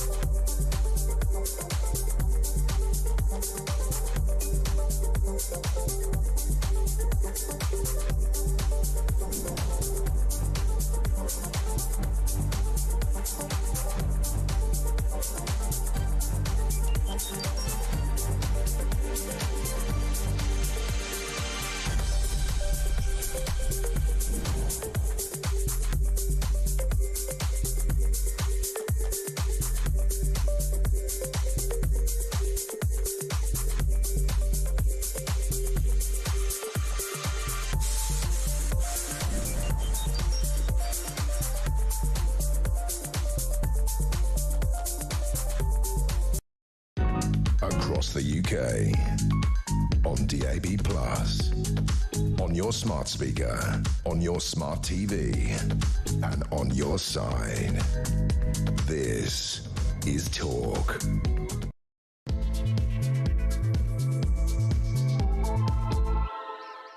About 3 minutes past 6 into the final hour of Drive 4. Oh, we don't have that music. That makes me feel like a DJ cut. Brilliant. 03. Welcome back. Talk Drive here until 7 o'clock when the legend that is Kev O'Sullivan. Basically, think of it like this. Kev O'Sullivan's political asylum is here from 7 till 10, Monday to Thursday. It could be Friday. I don't know the schedule. I only do 3 days, right? Because I'm not good enough. But he is a legend and I am his fluffer. I am his warm-up artist, and it's a position that I find myself in after 30 years of broadcasting to the nation. Why am I doing that? 0344 499 1000. Brendan O'Neill on the way. Chief political writer of Spite. And Richard Tice, Deputy Leader of Reform. What would you like to ask Richard Tice? 0344 499 1000. You can send your text to 87222. Start your message with the word talk. Let's go to the phone lines where we line Brendan up. Steve's in Leeds. Now, this could be deemed by some as a bit simplistic. But to be honest, I think things are quite simple. How are you, Stevie boy? I'm very well, thank you, Jeremy. I'm just an ordinary working guy, and I haven't got the brains of the cabinet. Hold on a minute. You're a working class man, thus you are a Labour supporter because they're the working man's party, right? No, I don't think. I support people that don't tax me to the hilt and use my money to pay people to do nothing, which is amazing. Yeah, 30-odd £1,000 I pay in tax a year, Jeremy. How much? 30-odd grand. 30-odd £1,000 I pay a year in tax in an eye. Well, that's only enough to pay for half a year for a foreign imported criminal who's in one of our prisons getting high on drugs and watching daytime television, which is obviously not as good as it used to be. No, well, the prison thing, I just don't understand. They're saying the drones are going into the prisons and they're reaching out of the window to grab the stuff. I go, well, why don't you just go to B&Q and get some chicken wire and nail it over the bars? This is the story, Pete. Am I daft? No, you're not daft. I've gone all... If it's so northern, I've gone... You're not daft at all, son, are you? This is the story, peeps, that Steve is relating to. The criminals in Britain's jails. This is according to the Chief Inspector of Prisons, Charlie Taylor, today said, and I quote, most prisoners are spending their time in their cells 22 hours a day, right? And drones arranged by gangs that they can access via their mobile phones are dropping off drugs, weapons, zombie knives, anything within a 3-foot radius of the nearest window. So there you are, having committed some heinous crime, sat in your jail for 22 hours a day, thinking, right, it's about 10 o'clock, cup of tea, line of Coke, currant bun, fantastic. Wait, what? For me, chicken wire or not, what does that say, Stevie, about the country we live in now? That's ridiculous. It's supposed to be a punishment, man. Well, prison's not a punishment, is it? It's a holiday camp where some people actually go. When those ones are let out early, if you remember, half of them wanted to go back. Because when they go out in the real world... Oh, yeah, I remember that. You actually want to go back to prison. It's like, let me back in. I want 3 days after... I remember that. 3 days after the Southport riots, suddenly they released all these prisoners. They had Gucci bags and rich-looking trainers on, and they all came out and smiled, and then he arrested everybody who was a demonstrator, because, of course, they're all far-right, tried them and put them in jail in 24 hours, and then I don't know what happened after that. But no, listen, I mean, a lot of people will say where you're wrong, Jez, is that actually prison should be about rehabilitation.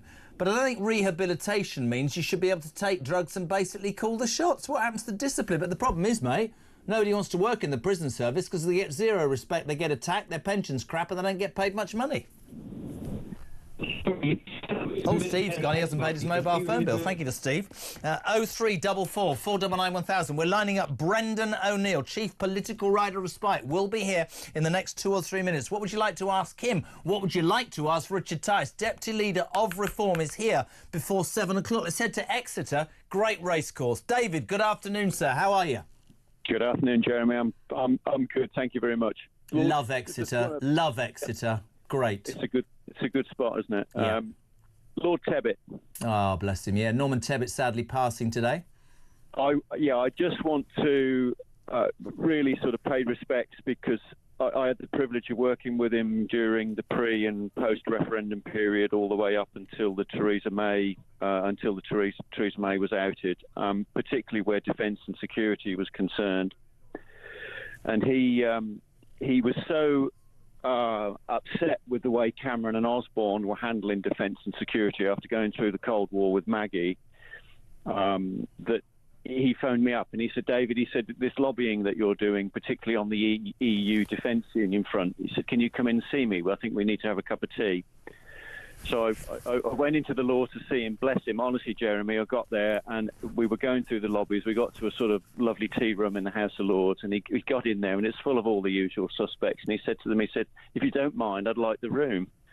And he cleared them all out. And he said, and the usher came over. He said, "We'd like a tea." He said, "Do you like biscuits, David?" I said, "Yeah, I love biscuits." He said, "Right, great. We'll have tea and biscuits." And the usher came over, and I grabbed the tray off the usher, and I said, "Shall I be Mum, Norman?" And he said, "Good God!" He said, "I can see I can dispense with the security questions." He said, "That's fantastic." He said, "Brilliant." Now, was that out of homage to Maggie with Caspar Weinberger with the Sidewinder stuff in the Falklands War? And we got into some real nitty-gritty, some proper inner workings about what the Tory party were getting wrong in defence and security. If they keep cutting, this was Cameron Osborne and all the rest, all the usual suspects that had been to. If they keep cutting, we're going to end up in European Defence and Security Union, and we can't have that. Maggie said no to it in 1984 when Jacques Delors asked her for it. And he said, all this stuff that because I was lobbying in the House of Commons and Lords at the time. He said, all this stuff you're talking about is 100% accurate. He said, where are you getting it from? He said, a lot of it's top secret. Well, look where we are now. It's quite poignant today with Macron and Starmer cozying up, because the deal that Starmer's just done with the EU, which is effectively is French, isn't it? Yep. Is going to see us sliding into this defence union with the EU, and I suspect a lot of what they're discussing today, with all the pomp and all the pomp and ceremony aside, will be about a collective common defence. And if you cast your mind back, it was something that Maggie had said no to. We're not going to have common defence with the EU because we don't know what the destination is. And I have to jump in because I want to give other people a chance, but I'll tell you something, and it is incredibly poignant because Lord Norman Tebbit died today, but the point that you make that's so goddamn relevant that so many people get frustrated the hell about is we voted, whether people like this or not, to leave the European Union, and yet we have a Prime Minister who is trying to do everything he can to make us closer to them again. Gary in Derbyshire, thank you. Very quickly. No, that's not the same caller. 0344. Are we ready to go? Is your man? Well, get me another call then, because I'm sat here. Oh, is it another call? I thought that was Gary I just spoke to.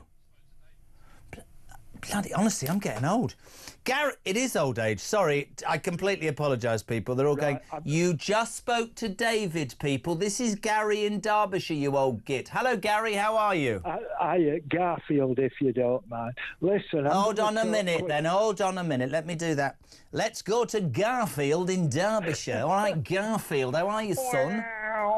Listen, I'm going to talk quickly. Good. Just some figures for you. France is 3 times bigger than Britain. Yep. Probably less people live there. There's thousands of empty derelict chateaux with 40 and 50 bedrooms, and you can buy one for 200 grand, and there's about 30 acres with that. All my friends who we used to go out together, ex-councillors, some MPs and teachers, they're all living in Tuscany, Spain, Greece. They've done the bit in the council, ruined the country, and then with the pension, they've gone out there to live, and they're ringing me up with a glass of wine in the evening. No crime out there. Absolutely wonderful. The people who are making these decisions, like Starmer, like John MacDonald, he's got an house in Switzerland. Starmer's taking us back to the International Monetary Fund. His whole aim, when he got in, we're going to bankrupt the country for what Conservatives done. And that's what he's doing, and we're heading off back into the International Money. And he'll be picking the papers up as he's going in on his hands and knees. Can I ask you, Garfield, because I've got to get to Brendan. How old are you? 75. What do you make of this country, very briefly, right now? I'm absolutely disgusted. They're taking all the money off. It was drummed into me when I was working. You don't rely on the state pension. It could be got rid of. It won't be worth having. take out a private pension. I did with Scottish Widows. I've just had to go back down to my accountant to the taking money off at source to pay Richard III. You know. Richard III, Rachel Reeves. I got to go. Garfield, don't think me rude, mate. I love you. We're great having you on. Thank you very much. He's not happy, is he, Garfield? Lovely name. Nearly 6:15. Brendan O'Neill, Chief Political Writer of Spike. Where have you been, dear boy? You've been working out. What's been going on? I'm sorry I'm late, Jeremy. I was rushing around like an idiot. You don't have to ever apologise because 10 minutes of you is worth more than an hour of anybody else, so the rest of them can swing. Brendan, I've got something that I prepared earlier. Macron has been... he's arrived on a state visit today. Apparently he's been spared migrant embarrassment because the water was choppy. Apparently Starmer might well be having a conversation with him about, you know, one-for-one migrants, but nobody seems to want to say to him what I plan to say to him in French, which is this. Bonjour, Monsieur Macron, je veux récupérer mes 700 millions. I want my 771 million quid back. I'm just a basic person who thinks that the return for that money is particularly bad. Thoughts? I couldn't agree more. You know, we're pumping money into the French government and they are doing nothing to keep the border safe, which is the deal. They are supposed to prevent people from leaving their country and coming to ours, which is not that difficult. You just need to police the border, which is what countries have been doing for hundreds of years. You know, I'm starting to think now, Jeremy, that France is kind of punishing us. They're punishing us because we're British. They're punishing us because we left the European Union. I have thought that. I'm so glad you said it because people look at me like I'm mad. I'm utterly convinced that people come here because we're soft and we lay out the red carpet. I'm also massively convinced that Europe has ganged together to take them out of us because we chose Brexit. I'm utterly convinced of that, completely. Yeah. You know, and it might not be entirely conscious on their part. I'm not saying they sat down in a darkened room and came up with this plan, but I think they have an instinctive desire to punish Britain, to make an example of us, to say, listen, guys, the rest of you in the European Union, if you ever leave this union, this is what might happen to you. And I think it's also important to point out, and I can't stick up for Starmer, but I will always have balance. The truth is, this was Sunak who started this. This isn't just this government. This government could have stopped it, but Sunak started giving 700 plus, £750 million a year, to a country that's doing nothing. And again, as we've talked on many occasions, at a time when people in this country are really struggling. Doesn't wash, does it? Doesn't wash at all. It doesn't wash at all. We're pumping money into the French government and they're not lifting a finger. They're not doing anything to help us. And, you know, one of the key pillars of the European Union is freedom of movement, which sounds like a nice thing, but actually what it means is the movement of cheap labor, because the chattering classes and the elites love cheap labor. They love to have people come from overseas to do things for them cheaply. So it's not as nice as it sounds, but that is a pillar of the EU oligarchy. So when we left the European Union and we said, actually, we don't want so-called freedom of movement, we don't want to adhere to those rules in the way that we used to, I feel that they want to punish us. I feel they want to inflict that on us, even though we voted out of it democratically. And I think that is part of the reason why France is not protecting its borders. Slightly worried me. I'm a royalist. The King says there are no borders. I'm not sure whether his subjects would totally agree with him on that. I think there is a border. We're an island, for God's sake. Isn't the first rule of any country to absolutely and utterly protect your borders and your people? You know, he's the sovereign of this country. If the sovereign doesn't understand sovereignty, we're in deep doo-doo. Yeah. He is the king of the United Kingdom and the king of some other countries too. If anyone should understand the importance of borders, it's him.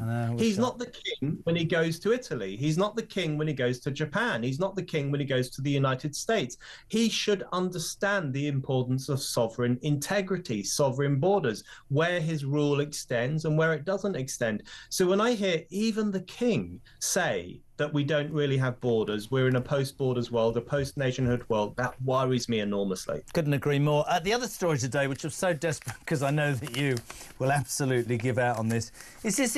And I've had people go, well, yeah.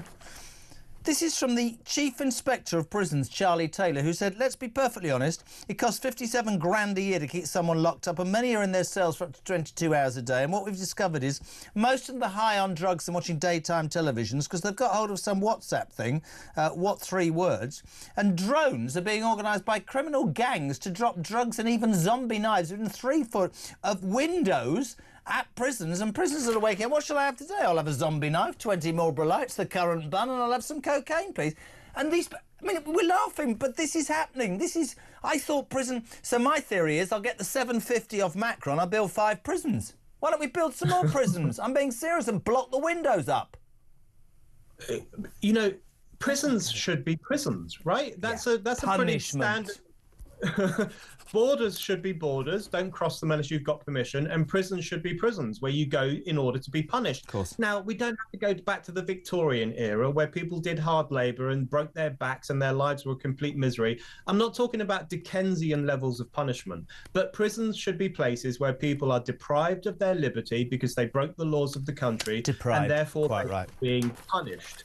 And that means that there are certain things they're not allowed to do. They're not allowed to vote. They're not allowed to speak freely. They're not allowed to associate with people outside of the prison, and they shouldn't be allowed to get zombie knives and drugs delivered by drone. That is a basic principle. But you would understand. I mean, I had Peter Blexley on The Legend earlier, and he has a different theory, and he thinks that smaller sentences should be very forced in the community to do that, and you should be concentrating. People shouldn't get half a sentence. If you get 4, you serve 4. You get 15, you serve 15. But he made a really salient point, which is that staff. Who'd want to work in a prison? He said the pay, the conditions, the abuse, the attacks, and people go, oh, they're all very inexperienced. Why wouldn't they be? Who would pick that as a career? Because there's not enough of them. They're not going... That's a massive cutback. Another disastrous decision by respective government.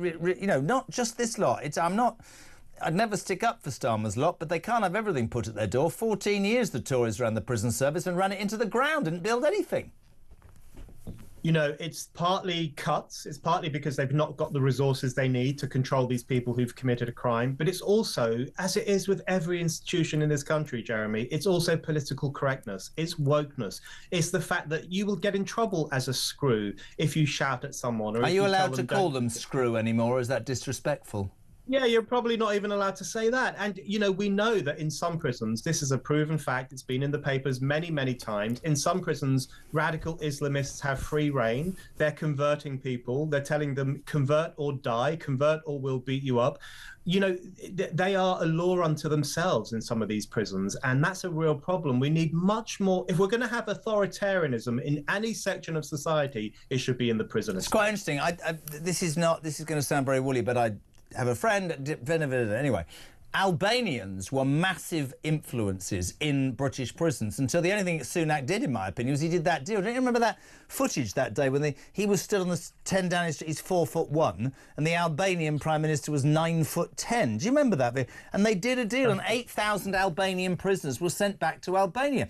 Our prisons are full of 12% of them are foreign prisoners. I think those should be sent back. But I'm sort of with you, and I'm definitely with Peter Blexley, which is, there's no point in putting you in jail for some minuscule crime, right, to lock you up. He was saying, people will say I'm talking chain gangs, but high-vis jackets, do it. You have to do it. That's the way it is. Really hard labour, right?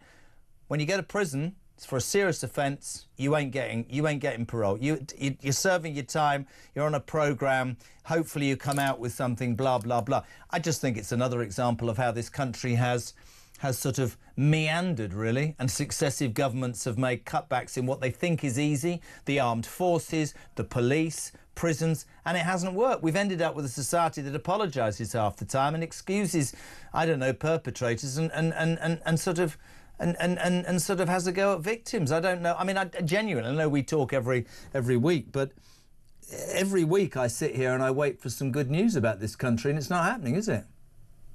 If, you know, in my view, if you are an immigrant who's committed a crime serious enough that it warrants a prison sentence, you should be sent home. Oh, but you can't do that. I'm going to play devil's advocate. They don't want him because the crime was committed in this country. We haven't got a leg to stand on. You know, I just think we need to institute rules where people can be deported if they've committed that kind of crime. Why should ordinary Brits be paying to house people in jails who weren't even born in this country and probably have not contributed much to this country? That's lunacy in itself. I think the rest of the prison estate should be pretty tough and come down pretty hard on prisoners. That's what they're there for. And we've just got to get more serious about this and take seriously the concerns of victims of crime who don't necessarily want their perpetrators to be whipped and abused or anything like that, but they want them to serve their time. They want them to they want justice to be done. That's not too much to ask for. Mate, it's so good to have you on. I really, really... Oh, just finally, actually, one quick word on this.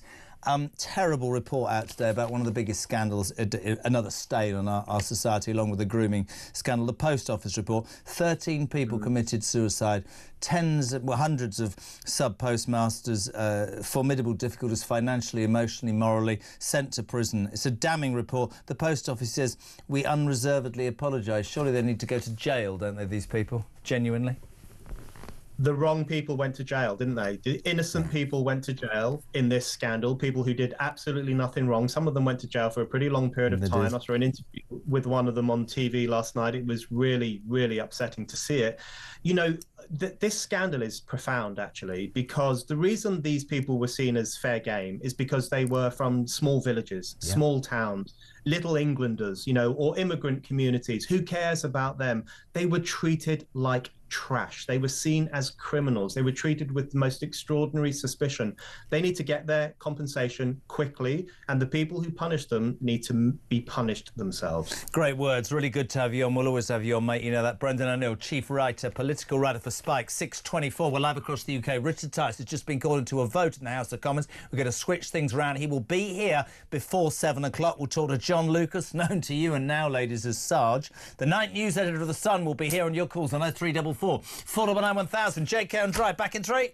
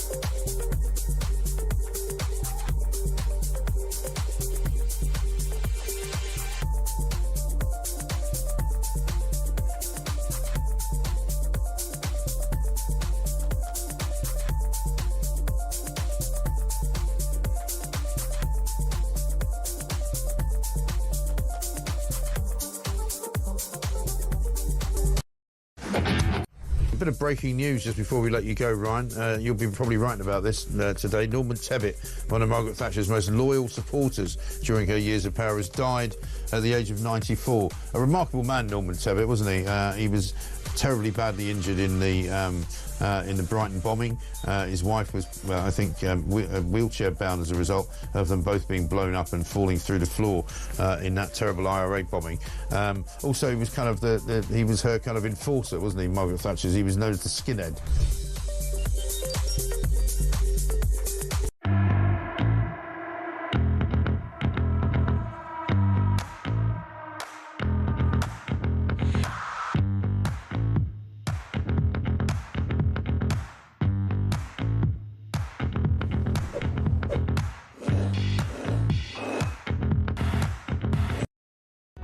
Across the UK, on on DAB+, on your smart speaker, on your smart TV, and on your side.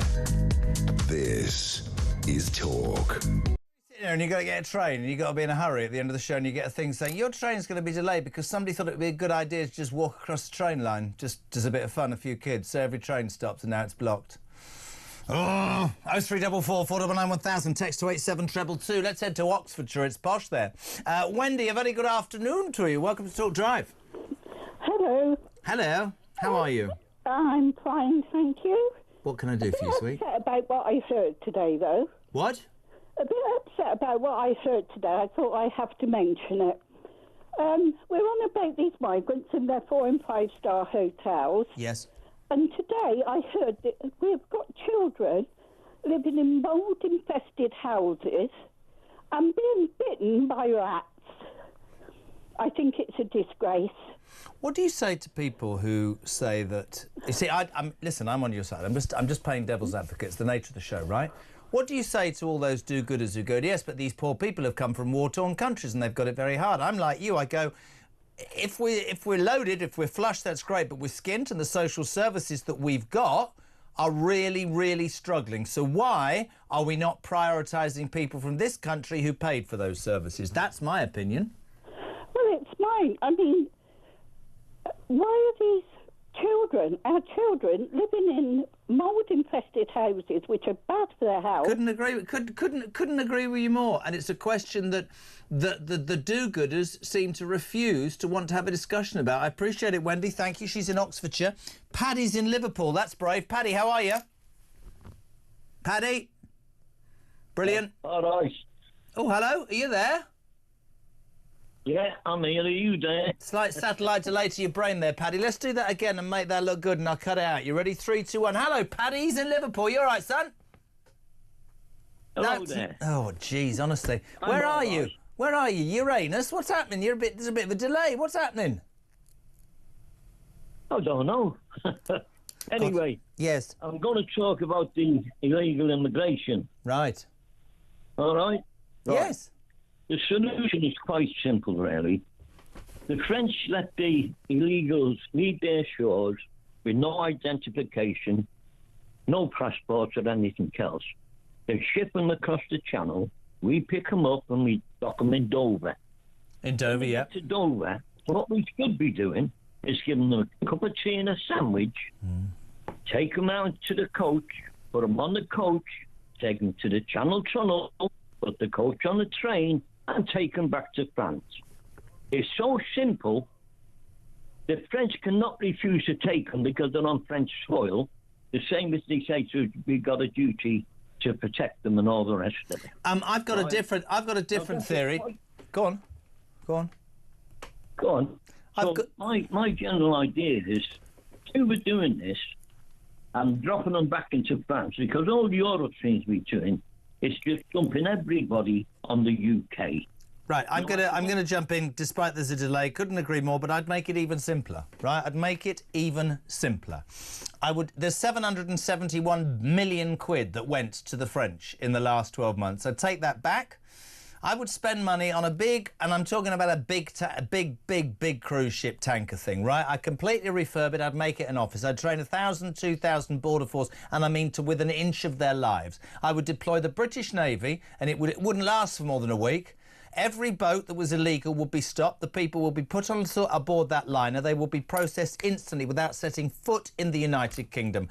And all the ones that were economic migrants taking the what's out of this country would be sent to a detention centre where there would be no mobile phones and no bank accounts and no Pilates lessons and no free pedicures and manicures. It would be hard, and very quickly, I don't care what any do-gooder tells me, that message would permeate back to where they came from, which is, actually, it's not a bed of roses like we've always believed it is. It's actually quite hard in the United Kingdom. We need to toughen the bloody hell up, don't we? Yeah, well, that's what I'm saying. If you were to send them back on the coach across the Channel Tunnel and they land in France, then if the French decide to let some more come across, they'll just go on a merry-go-round. They'll be back home in about 2 hours. Completely agree with you. Paddy in Liverpool, thank you. We'll head to Wolverhampton, Black Country, God's country, the Black... Stephen, how you doing, son? All right. How are you doing, Jeremy? I think everybody should move to Ireland, and then they can leave all of the rubbish behind in this country. They can have the lot, 'cause it doesn't work anyway. Brilliant. That's nice and happy. Why am I moving to Ireland? Why do I want to go to Ireland? Because it's nice and green, and it's all lush, and everything's all happy and Have you been to the Brazilian rainforest? That's green and lush as well. You haven't suggested that, have you? No. That's been ripped down by all the do-gooders when they go for their fancy. God, I was trying to keep up, Stephen. You're going to make me take another Mogadon. What's happened? You're not very happy, are you? No, because if you actually go around this country and take a good look, there's nothing to stay here for. Brilliant. Because it's all been ruined. Yes, and it's not going to get any better. No, it isn't. So they can have it all, and they can fill in their own potholes, and they can sort out their own... Right, that's it. That's Stephen in Wolverhampton. He's given up the country to migrants. That's great. That's the end of it. I honestly, maybe he's right. Maybe we should just give the hell up. Great. I've still got 27 minutes to do before we give up. 0344 499 1000. Before 7 o'clock, Richard Tice will be here.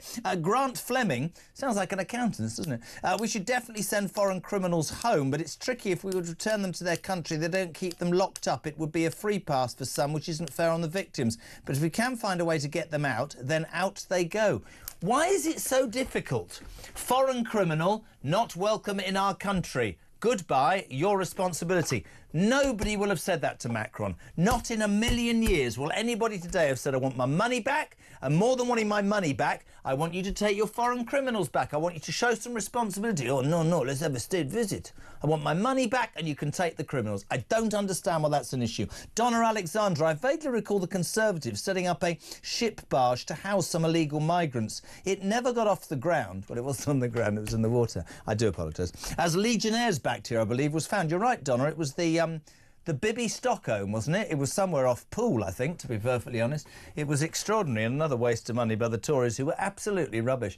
25 to 7, we're live across the United Kingdom. JK on Drive. Coming next, a man who's garnered quite a popular female gathering. I mean, this is just a night news editor from The Sun, John Lucas, suddenly is now... There are Facebook pages set up. There are women swooning and sending in pictures. Sarge, as he's affectionately known on several websites, the night news editor, Sarge, is next on Talk Drive.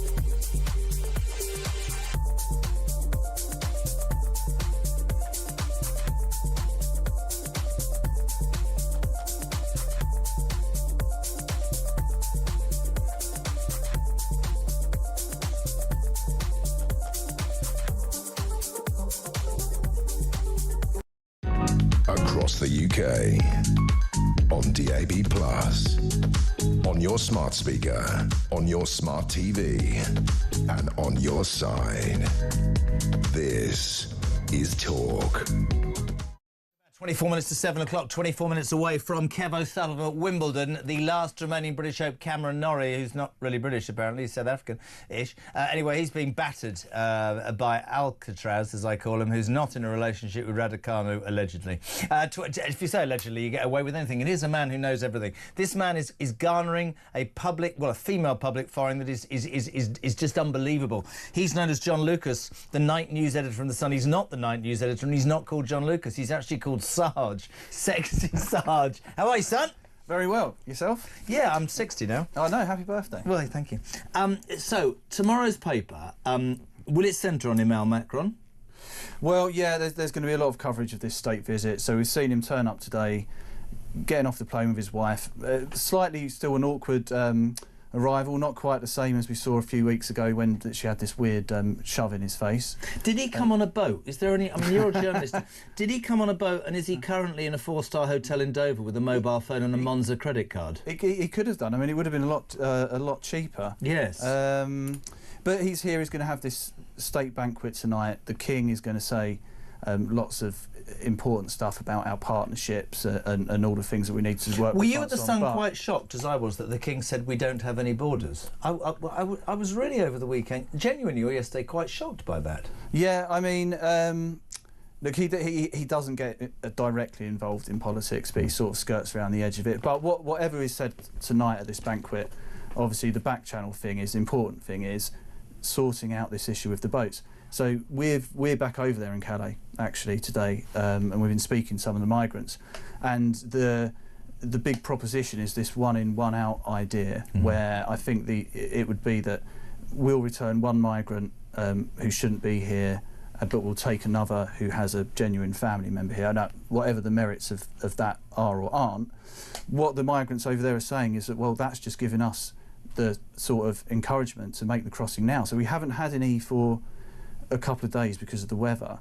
They're telling us the weather's going to be good tomorrow and Thursday, and they are absolutely primed to get as many over here as they can. Did you see that footage of the two gendarmes after months of getting 700 million quid and doing bugger all just because Macron was on his way over, seen slashing the boat? Yeah, absolutely. Just political, one boat. And on that same day, other boats came across, so it was, on the face of it, you know, I don't know if it's a publicity stunt, but obviously it's not enough. But interesting, and lots today on our show about this 771 million quid. You know, that Chris Phipp, the Shadow Home Secretary, says I mean, you know, actually this was Sunak, by the way, so this isn't me being anti-Starmer. He could have got rid of it like he did Rwanda on day one. But the truth of the matter is, we're giving France £750 million for doing absolutely nothing. Yep, very, very poor return, and they've had all this equipment. And well, we showed it the other week with.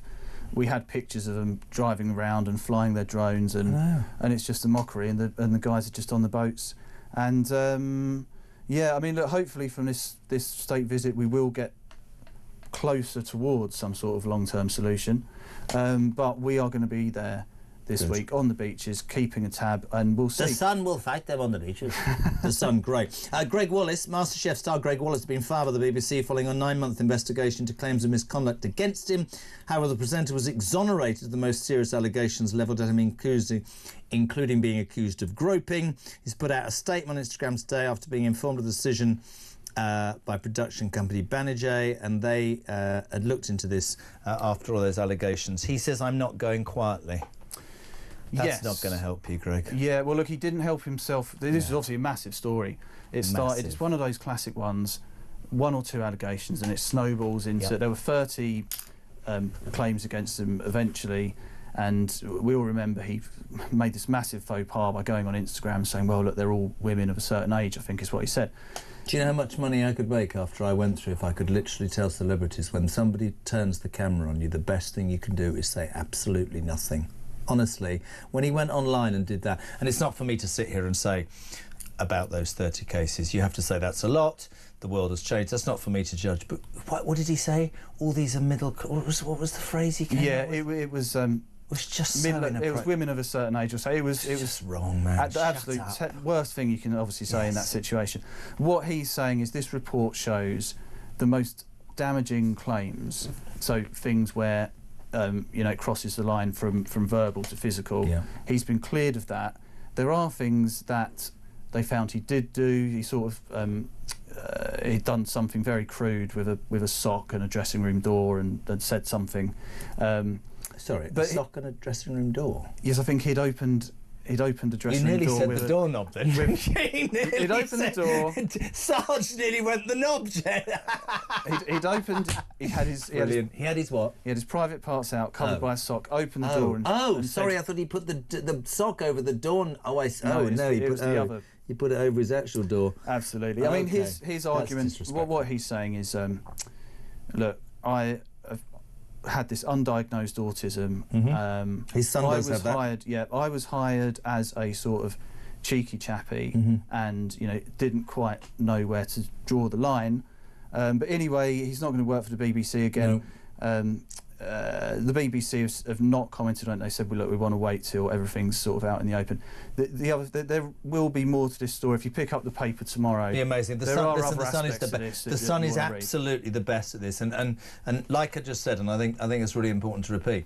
It's not for me to sit here and judge what did or didn't happen, but you're right about the Facebook thing. It just shut up. You're not gonna. Yes. Now, something I'm going to take aim at. Two people. I'm very excited about the second story. First one, US tennis star Ben Shelton, never heard of him, has outraged fans by taking a swipe at the full English breakfast, branding it garbage. The ace, who will lose to world #1 Jannik Sinner tomorrow, gave the staple brekkie a 0 when asked to rate it out of 10. Yeah. Now, Americans are indeed our allies, but for somebody from a country where they eat pancakes for breakfast, right, sod off, basically. The full English breakfast, if you're not going to get that banned now, please tell me that's not going to be banned. Cheeky. How dare this man criticise our wonderful English breakfast? Yeah, Ben Shelton, he's an up-and-comer. I think he was the 10th seed, and he is a big personality. Is he? Yeah, he's going to play tomorrow, and we think the chap he's playing...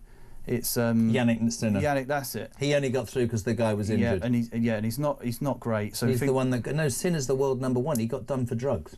Yes, but he's not in good shape. I think he's potentially gonna breeze past him. I love the fact you've written this story because Ben Shelton's going to be barracks all day at Wimbledon tomorrow, isn't he? Quite right. So he was asked. Wave your rasher. Did that sound wrong? Yeah, he was asked give the English breakfast mark out of 10. He gave it 0. He said it's terrible. No, English breakfast is garbage. Who puts beans in it?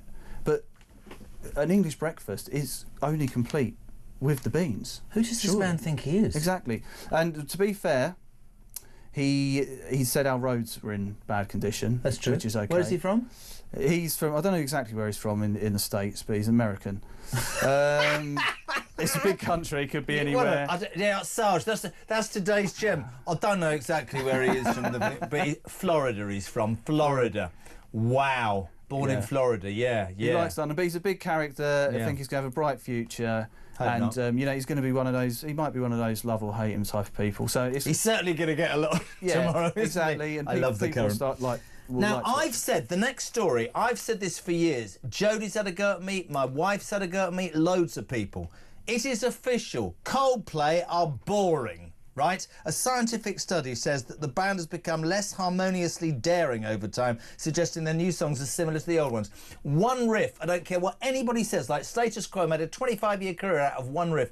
Coldplay, oh, let's get depressed. Is there any Coldplay song that lifts you up and makes you think, hurrah, no. Exactly. Scientific fact. Coldplay are boring. So this is a real study by British academics, and they've found that the band have become harmonically less daring over time. So they're formed in '97. They're still massive. They've just had these massive. Well, Jodie's just pointed out she paid 250 quid to see them. Was it worth the money, Jode? Oh, she's going in September. What a waste of money. That's not going to be harmonically daring, is it? Yeah, it's not. So they're compared to R.E.M., Radiohead, Buddy Holly, Kirsty MacColl and Patsy Cline. And they analysed the rhythms, tempo, percussion, keys and chords. There's lots of proper scientific language in this. But yeah, essentially Coldplay. R.E.M. were... Do you know what R.E.M. stands for? Rapid eye movement. Sarge is a legend, man. Right. Rapid eye. How did you know that, Sarge? Look at him. The housewife's choice. Brilliant. Current Bun tomorrow. We love it. We love having John on. Ain't no stopping us. Emmanuel Macron is here in the United Kingdom. Somebody needs to get the money back. Greg Wallace, the latest on The Sun. The MasterChef star fired by the BBC after a 9-month investigation. No love for brekkie. Some gobby US tennis star Ben Shelton, never heard of him. He's outraged us by taking a swipe at the full English, branding it garbage. No help from Ryan, who says that people should go to Wimbledon and shout, "Get your sausage out." That wasn't helpful, Ryan, and quite childish, to be honest. And a rush of dud to the head. Brilliant. What a headline that is. Coldplay are officially boring. Are you here tomorrow? I'll try to be, yeah. Try to be? I think so. The females of the world are demanding it. Sarge from The Sun, back tomorrow, 30 minutes to 7. This is Talk Drive.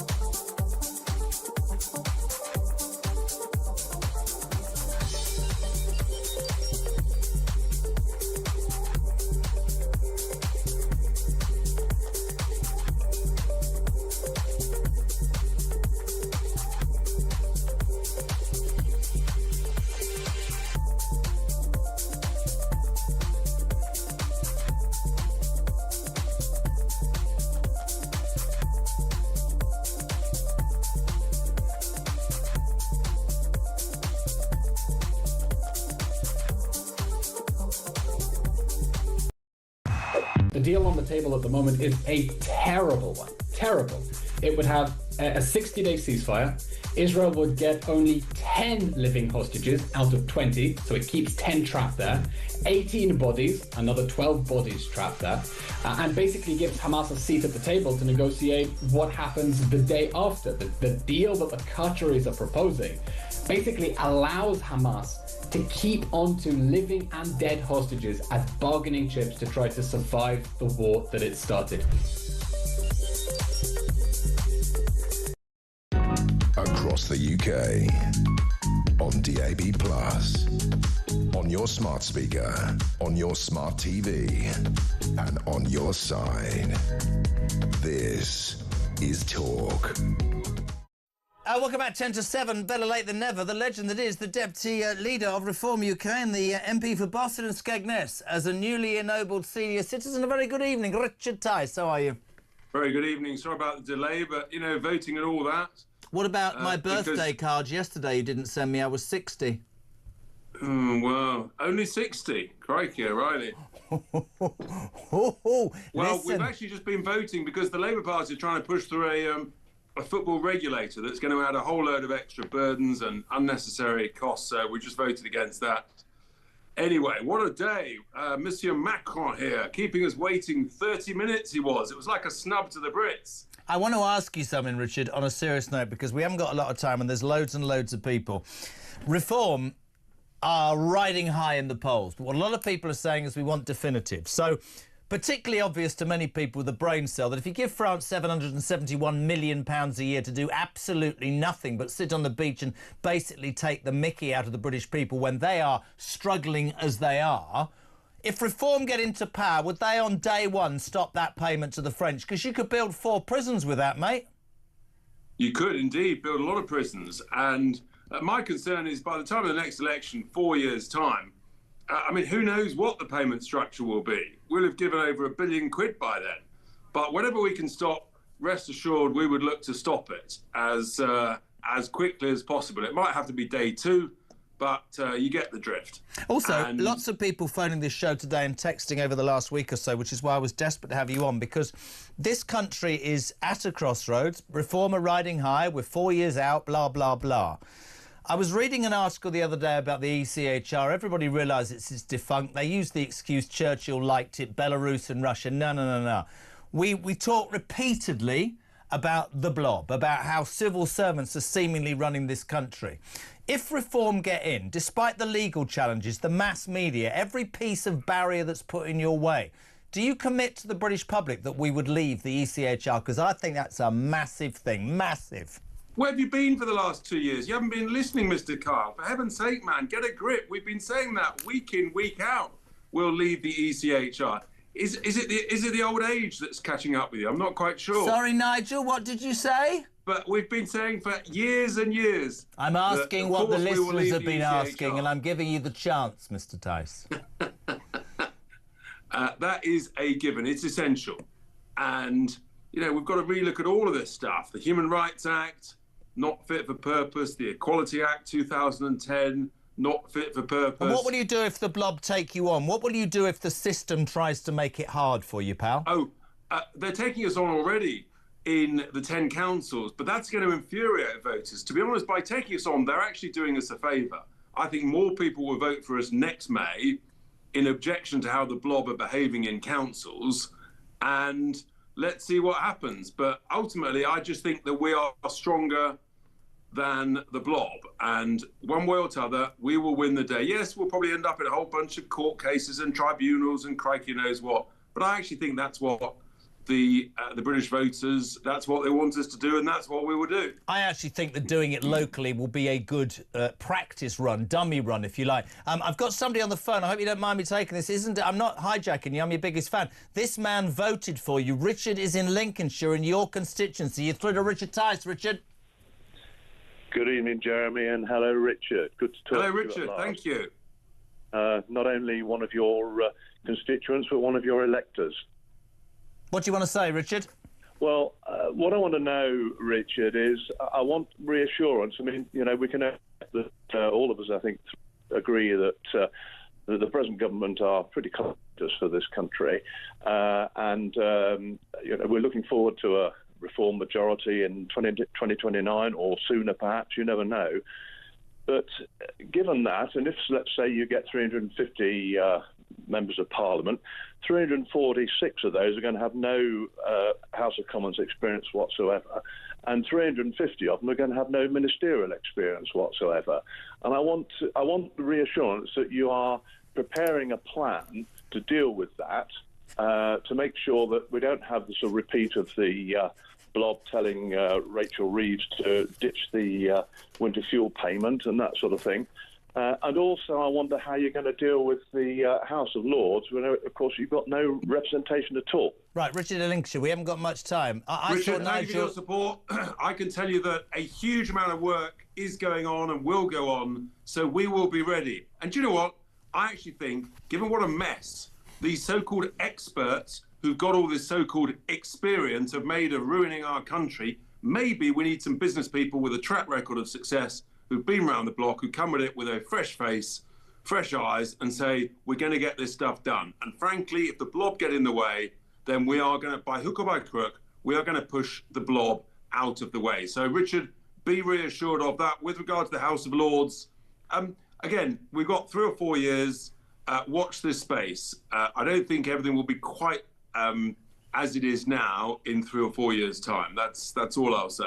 Richard in Lincolnshire, thank you. And Mr. Tice, isn't, well, tricky, whatever you want to... I actually read Nigel at the weekend saying, and people were comparing it to Trump, that he believes that you could bring people into government who aren't MPs to be part of your government. Exactly what Trump's done. Experienced people. Because the one thing that's patently obvious about this Labour government is they've gone from university to think tank to Labour central office to the front bench. It's all about 18, and they haven't had any experience at all. He's right, but I also think the reason that reform is riding so high is because it speaks the language, it addresses the issues, and actually people are fed up to the back teeth with, when they look at Macron and we're giving him 700 million quid, when they look at the migration problem and people are being treated so brilliantly, they quite rightly are saying, what about us, right? Well, I just watch this space, but I tell you, as we start to deliver on major savings of taxpayers' cash over the coming months, I think people will say, yeah, thank heavens, someone with some experience, bit of nous,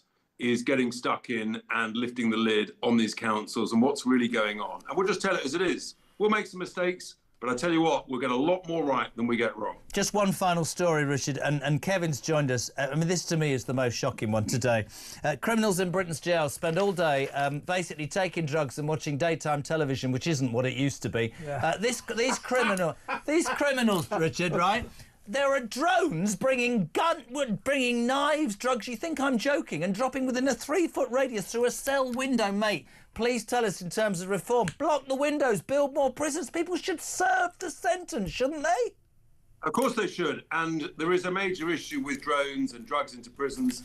I was with Lucy Connolly just the other week, and she was telling me about this going on. It's everywhere. It's endemic. There's a major problem.